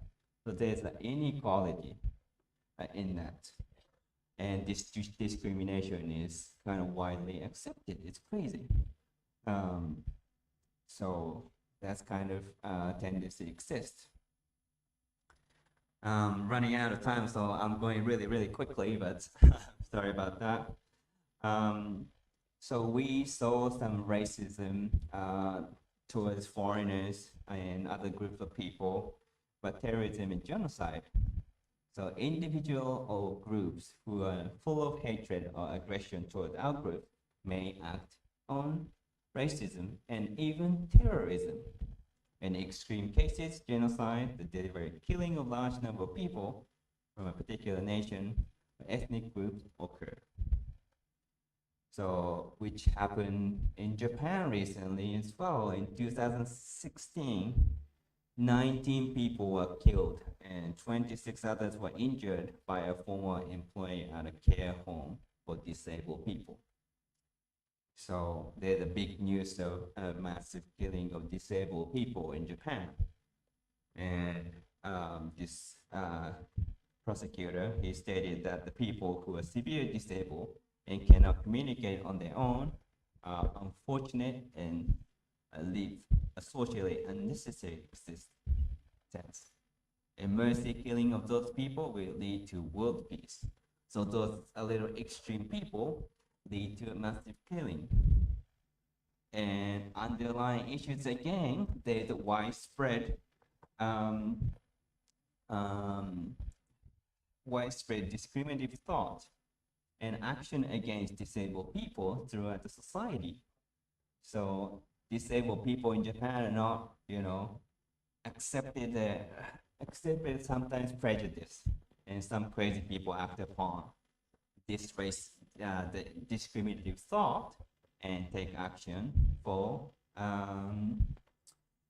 the terrorism. So I want to skip that and getting into more of the conclusion, but what I want to say here is there are always seeds of discriminations throughout the society. As we talked about, lots of prejudice, lots of discriminative thought and actions, and that's in existing society. And terrorism and genocide occur when there is uncontrollable rage and violence is added to the racist, discriminative thought against the targeted groups. In Japan, Chinese and Korean and other Asian foreigners, disabled people have a history of being discriminated against in Japan. There's a long history as well of being discriminated. And I'm sure that exists in Indonesia as well. Lots of history of some discrimination and lots of issues. And that sometimes comes out in society in a form of big issue, like that's terrorism or some other, discrimination against women in entrance exams, something like that. It just comes out suddenly sometimes. So we need to be aware of these social issues that we have and build understandings. So I don't think we have any time for discussion question, but maybe you can reflect on your own after. These are questions that I want you to reflect on your own.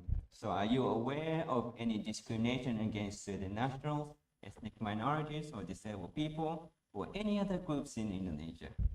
And what are the underlying issues in the society? As I talked about, there's always underlying issues in the society, as exemplified in the case in Japan.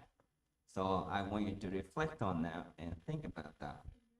And what can be done to build society where there is less discrimination? And it's a thinking to how to be brought, but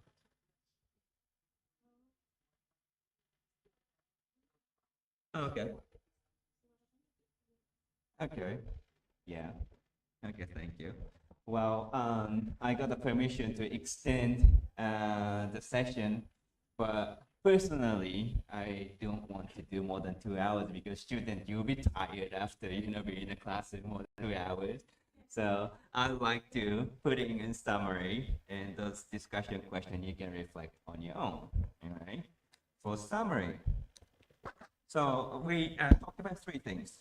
So in this era of globalization, language test and anglicization of languages are progressing. And although there is a continuous loss of diversity in the world, as we saw, differences still remain, which cause many intercultural issues. And in order to reduce such issues in a society, we need to be first aware of a complex identity and culture within ourselves and learn to accept others. And we also need to be aware of specific issues in a society and the underlying culture and history that are causing these issues. So we sometimes are unaware of this issue until we're told. But the problem and the issue is that we all have lots of issues in a society, and we just need to acknowledge that. So about the first part of recognizing our identities, first step is to recognize our own identity, but Temple say this way: reflecting on one's own identity and identity construction is fundamental to understanding others' identity and how they are constructed. And Lord put this way: it is not our differences that divide us, it is our inability to recognize, accept, and celebrate those differences. So we need to recognize our own identity and recognize there are lots of differences across the group and accept and celebrate, which is a very difficult thing. It's not easy. So how can we do that? There are two things I want to say to you. So first two things that we talked about in this lecture, but two more things. So increase contact with people from different cultural background and society and identity. And this is very important to increase this intercultural competence. So building relationships with people from different cultural background is the best way to reduce bias and prejudice within us. So we often have bias and prejudice, these people are like this, these people are like this. But once you get to know the person well, okay, so this is real people, you can understand, you can be friends with. And we never know until you actually make friends and get to know the person. So I really recommend go out of your box, try to get to know people who have different background and identities. And I'm sure inside Indonesia, you can find many, different from you. And make strong effort to get to know them. If you're inside university, you're probably in your own circle of friends, who are similarly minded, have similar background. Go out of the box, get to know, diverse identity and culture inside Indonesia, maybe like some opportunity to get to know some, I don't know, there are lots of homeless in Indonesia. Is there any opportunities to actually talk and, get to know them to reduce the bias? Something like that. So in Japan, we have lots of cultural biases against foreigners. So in my class, I often invite foreigners in my class and, help them to get to know different culture. And one of the students said it was my first time to contact with a Chinese student, and surprisingly, it was easy to communicate. Interesting, word surprisingly, because they never had experience, they have bias towards a Chinese student. But after having experience, okay, so this is somebody I can talk to, so that's good. But at the same time, it's not enough. sometimes not just get to know the person, but you need to build relationship with the person to fully understand different identity. So there's a comment by students. So I invited Iraqi person to a lecture, and this one of the students made this remark. After knowing her Islamic religious views, I came to think that it is important to keep only shallow conversation in order to get along with such people. Wow. So actually, the lecture made him understand the difference, but also made a barrier between that student and that person because of the difference.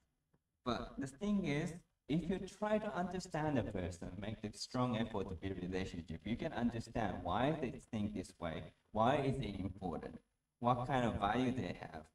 And that's very important to build our real understanding of people, you know.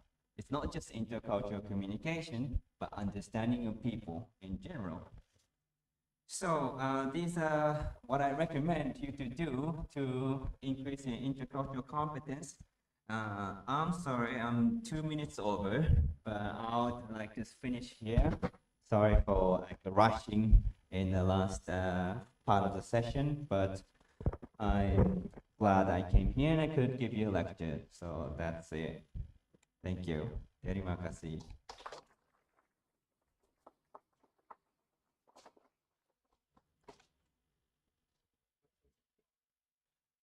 Well, if students have some questions they want to ask, that's okay. Yeah.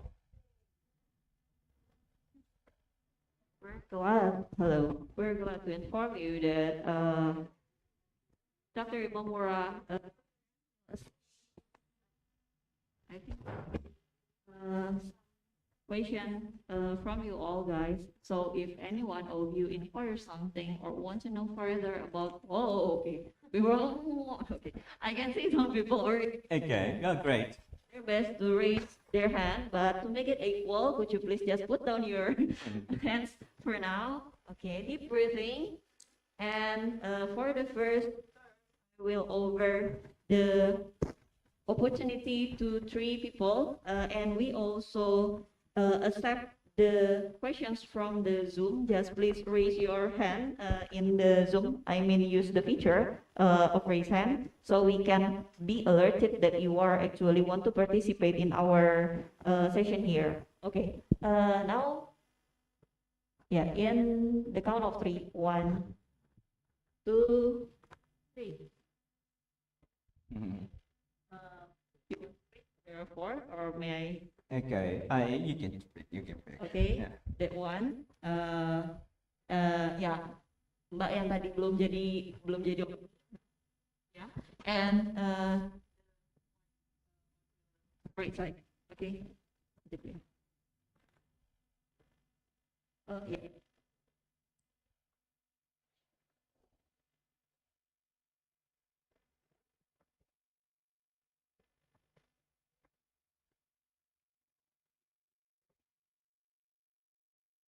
Morning everyone, morning sir, morning ma'am.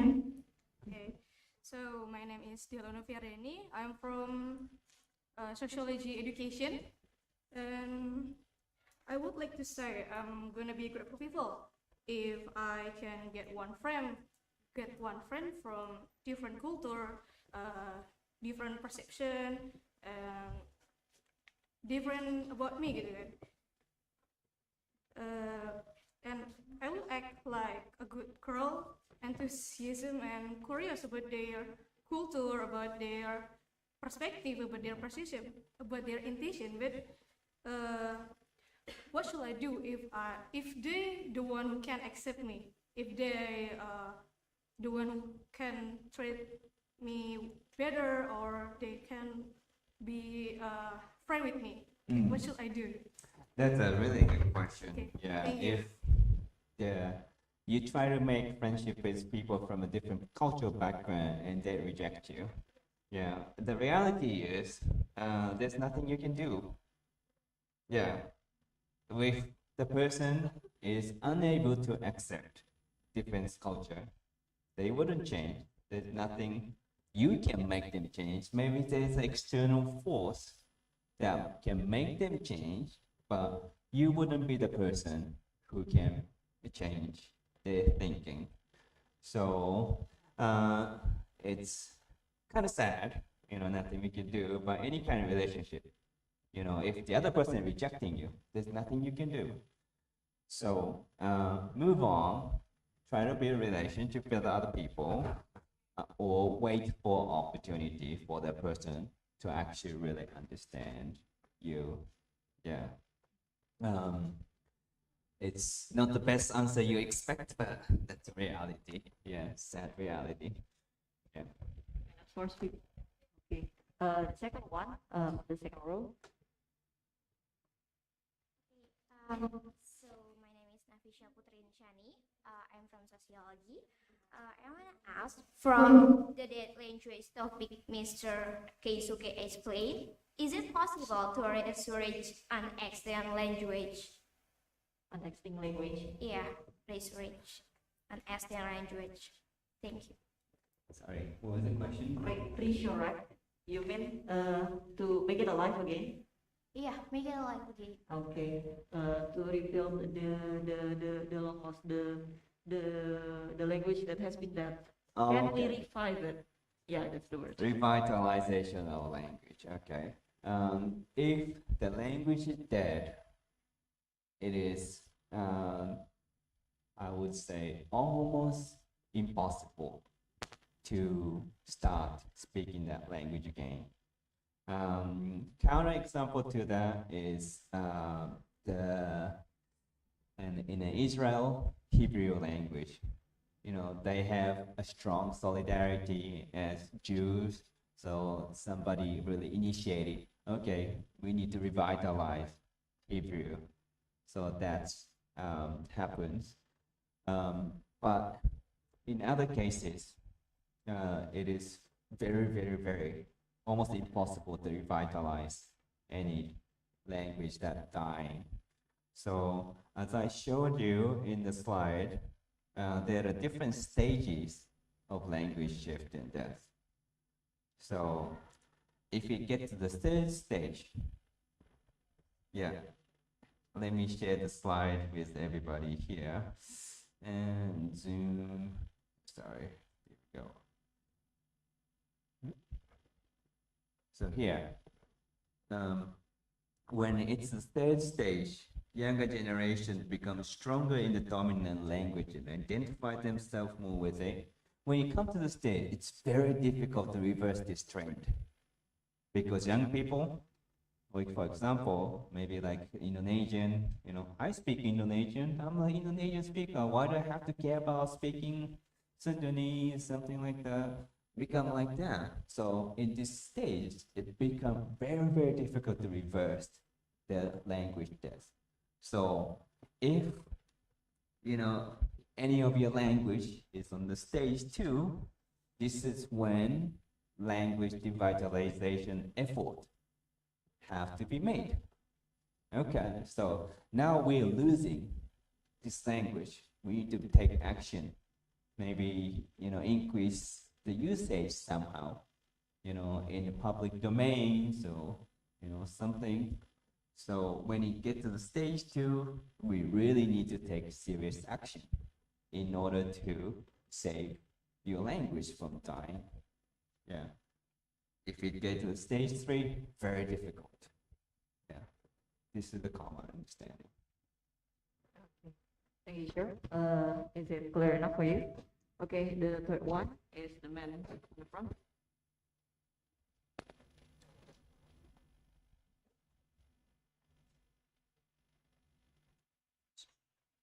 Okay, good morning, everyone. My name is Yuda. I'm from Pancasila and Civic Education. I want to ask a question. My question is, as we know, there are some underlying issues in Japan, but it doesn't have a major effect on stereotypes of foreigners, like Japan is country that go to live, peace, and etc. My question is, how does Japan maintain good stereotypes until now? Thank you. Good stereotypes against what foreigners? Sorry, can you clarify your question again? It's like Japan is country that good to live and peace. There are no conflict in Japan. Like that. Maybe maintaining the good image of Japan, you mean? Okay, Ah, yeah. okay. How is Japan maintaining a good image of Japan? That's a good question. Overall, I think, we don't have major issues of, terrorism or serious conflict against different groups.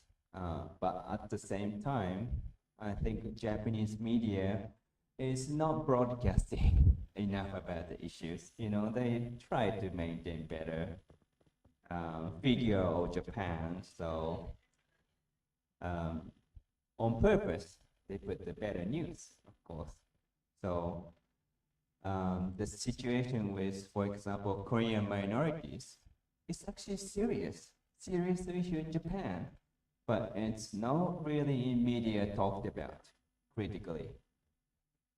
So, and that's often criticized internationally, but in terms of human rights. So, just because Japan has this tendency not to talk about issues so much within the society, maybe that's contributing to the better image of Japan. Yeah. So maybe in a way strategy is good, but I don't think it's good practice because of those people who are suffering from serious discrimination do exist. Yeah. Oh, yeah, questions? I think there were more questions. I think there are still people who wants to raise their hands. Okay, you and you. Is there anyone else? Okay. Putri first. And go to the center. So my question is, do you think keeping the minor languages or extinct languages are important? And since people nowadays, especially teenagers, the Gen Z, label people who speak in their local language or minor or extinct language as a countrified person or old-fashioned, etc. And if you do, I would love to know about your opinion, like how to make the Gen Z more aware with their cultures or their background cultures. Thank you. Okay.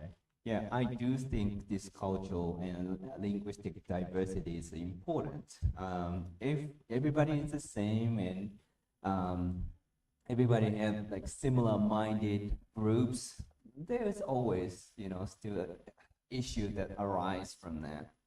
And this building this attitude to accept and celebrate the diversity is important, and it's gives value to the whole society have diversity and accepting those differences.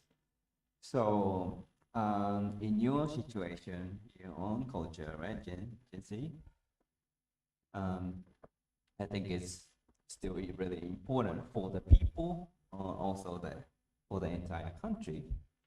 And I do think it's important. What's the next question? And how to do that? Or?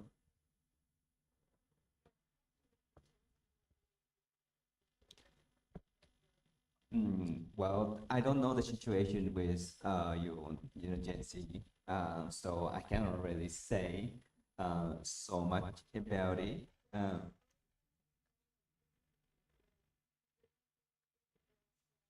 Mm.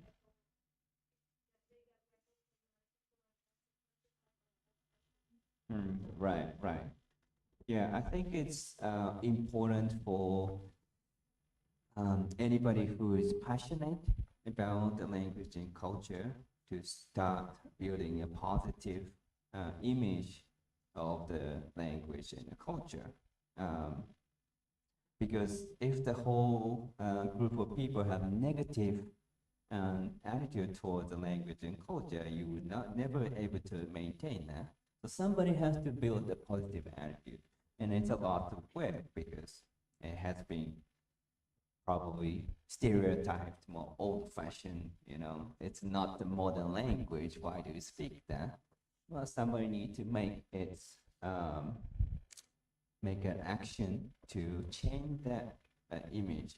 It's actually really cool to speak your own language and have your own culture and start promoting that. And that's probably start with the individual and in a bigger groups of people eventually, maybe public sector need to do some things to raise awareness, yeah, which is done in some countries. Like in Taiwan, indigenous languages are really promoted and, raise awareness and try to promote their identity and pride in it. And that kind of action need to happen somehow. But it starts with some individual making action.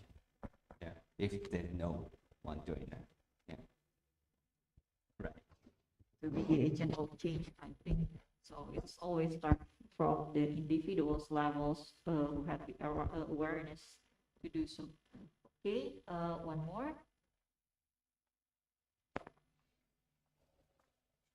Okay, first of all, my name is Olivia. I am from Pancasila Civic Education. We can see power relation among different groups which result in conflict. Like you told us, like men and women, and Japanese and foreigners, and educated and uneducated. So my question is, how do we bring ourselves so as not to fall into the conflict? And can we avoid the conflict? Because sometimes we are taught to respect other people, but we don't even know how to respect other people. Thank you. Right, that's a very good question, and I would say it's not possible to completely solve this issue. As we saw, bias and prejudice, ethnocentric thinking, it's just our natural tendency to think that way. But that doesn't mean that we should give up, but we should always try to take actions. And I think raising awareness of the situation, as what I try to do in the class. The differences and actual issue, real issue exists in the society, and people know that. And if people know the issue, that's drive them to take action to change some of the situation. For example, with the inequality between men and women, more and more awareness raised in Japan, and that's lead to some kind of actions by some individuals. So the first step, the important step to raise awareness in the society that we have a serious issue between those power relations, those groups. Is that understandable answer to you?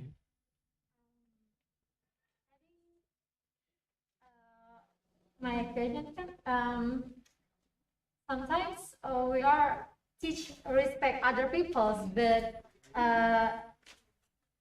we don't even know how to respect. Right. Maybe sometimes we have a different point of view, sir. So we think we already respect someone, but actually, because of the different values and something like it, it's just okay. Something like that, like you feel like you're respecting what you're actually feeling. Yes. We want to. No, we are told to respect someone else, and we try to respect them in our own point of. We think we already respect them enough, but that is not applicable to them. They don't see that because difference. Okay. Yeah. Then that means you don't really understand the person. Yeah. And that's why I said this last slide of point, really try to build friendship with people who have different cultural background, really make the effort to understand the person what's actually bothering them. Then like I feel like I'm respecting you, but it doesn't, doesn't mean that to you. It's not accepted to you. So what is the cause? Like, how can we overcome that? So having that kind of overcoming those barriers will, make you the true, person who can truly understand other culture. And we need to build that more in a society so that there's not too many conflict in the society. Yes. Yeah. Begin from the deep understanding of others, yeah. And the understanding of others is actually begin from the understanding yourself first. Okay, that is. Is there anyone else who wants to ask some questions? Okay. Yeah, one more thing I wanted to add about the point, is as I said, we have our ethnocentric view, what my way is right. That's our natural tendency. But let's think from the other person's perspective. Why is she thinking this way? Why is she acting this way? This is applied for any kind of communication, not just intercultural communication. But it's very important to, we say, putting in other people's shoes, like really try to understand their background of why they act in that way. And that's really important for any kind of communication. And that will, I think, really, what I say, help you to become a better person as well. Really. Ability to understand others, very important.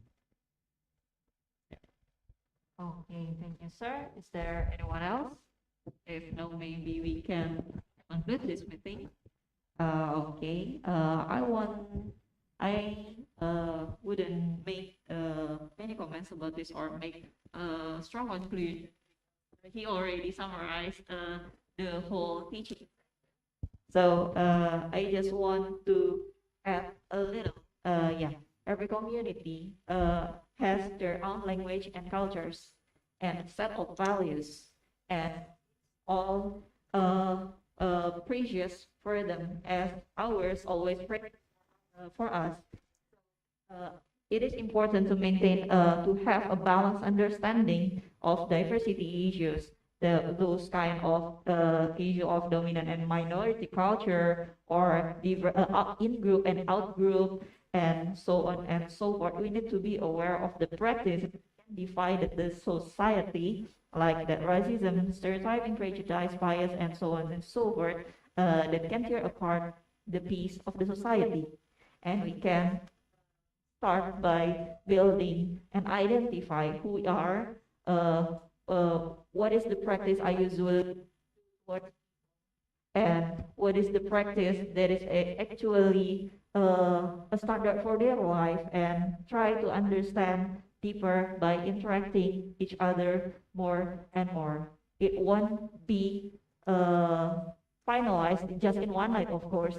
It will be, it requires a strong and long effort to do so, but it is not something impossible. It is something that is possible, and we are encouraged to do so because it is something that will maintain the peace of the society.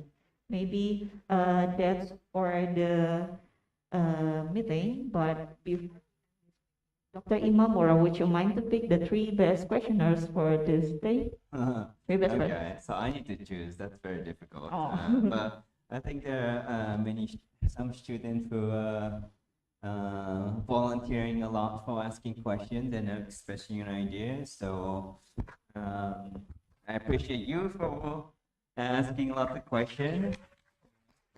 So I should give out one of these. You can choose. Or Yeah. she can choose. You That's can- okay. Just choose one, whichever she wants. Which one you want to choose? I don't know. Okay. Okay. And you too also ask a lot of questions. So thank you for asking lots of questions, and you can choose. Yeah. Yeah. Oh, thank you for. Thank you for listening well. If I was in Japan, some of the students will be sleeping, but you guys are all awake and engaged.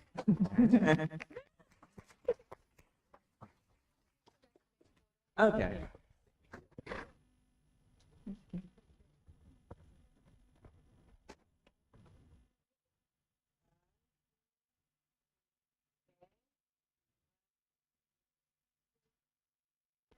Thank you.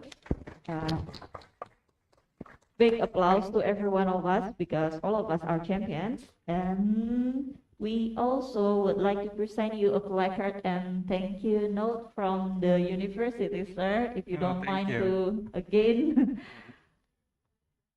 Rahmat as the chief of Eurasia International Lecture Series will give that to you. Oh, very special. Thank you so much. It is our Appreciation. University?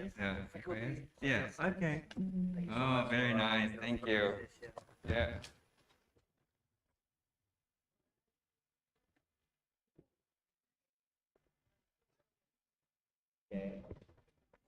The certificate. Oh, thank you. of the Dean of Faculty.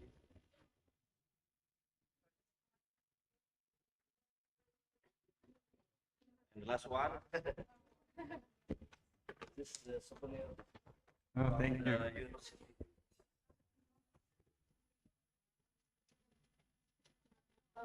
Okay, thank you so much. And also little gifts from Japan.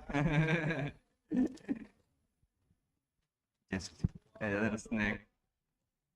Thank you. Arigato. Arigato gozaimasu. Thank you, Mr. Rahmat, and thank you, Dr. Imamura. Hopefully, we can form a long-lasting collaboration to make everything better. Okay, and the last one, just as usual, we would like to make a memento of this precious moment. So I invite you all to stand up, and we will take a photograph together with Dr. Imamura. Please stand up. Okay, you can move to the center.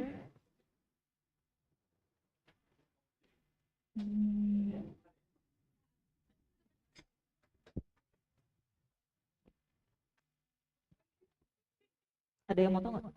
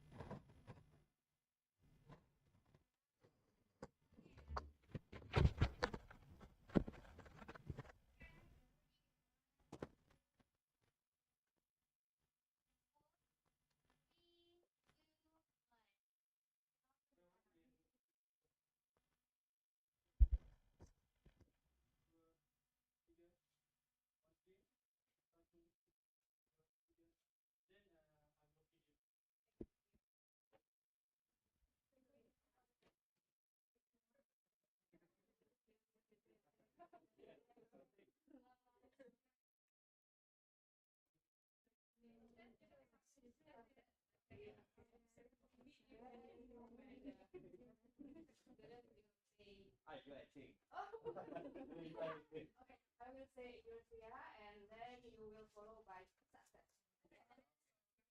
Okay. 1, 2, 3. Eurasia.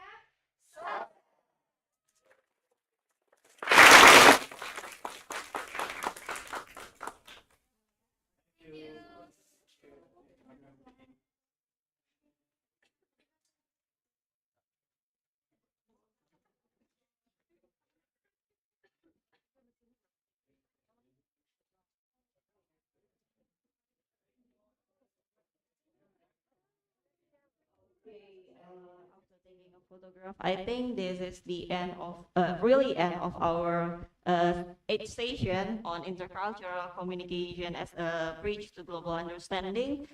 Thank you for you all in the Zoom and also those who come offline for the coming, the participation, and the willingness to learn together. Thank you. And I would like to, to end this session by,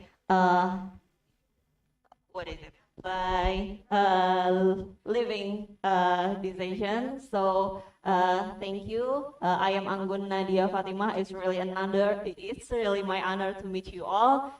You are allowed to leave the room. Okay, thank you.